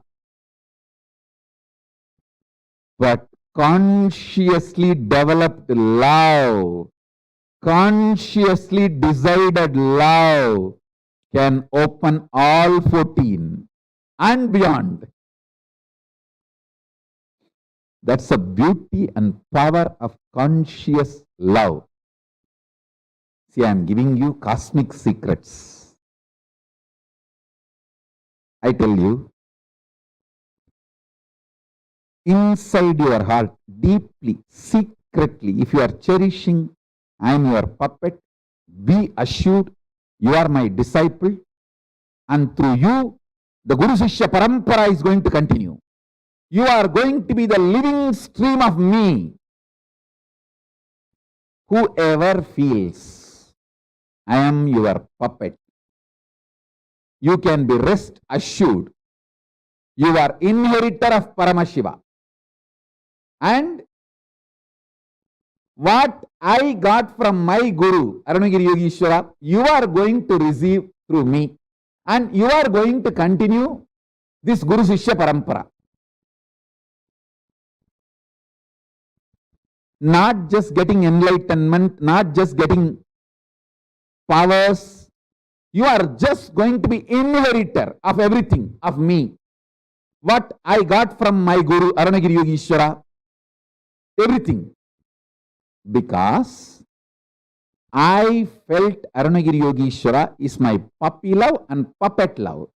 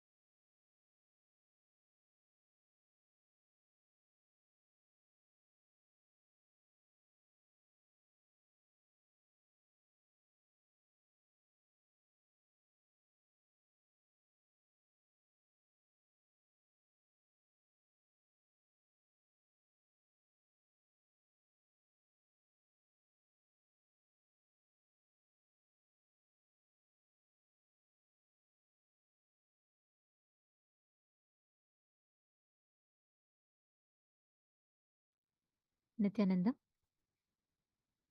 as all of us are getting ready and preparing ourselves to receive the darshan, I request everyone to please come and be seated. Please settle down.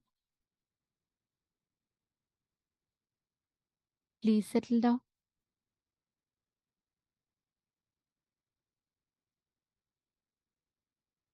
Can I request all of you to please come on camera, please?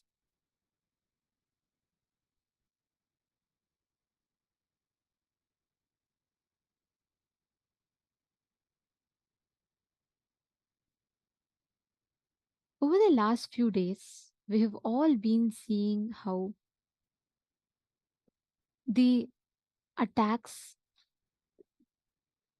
the persecution, and all the illegal attacks that are happening on every Hindu guru. Yesterday, we saw, day for yesterday, we saw how the whole lawfare was launched, and we saw the character assassination that happened. And yesterday, we all understood about the assassination attempts that happened. But today, what we are going to tell you all is one of the most painful thing that can ever be done. And we are going to be taking all of you through the exact facts as it happened.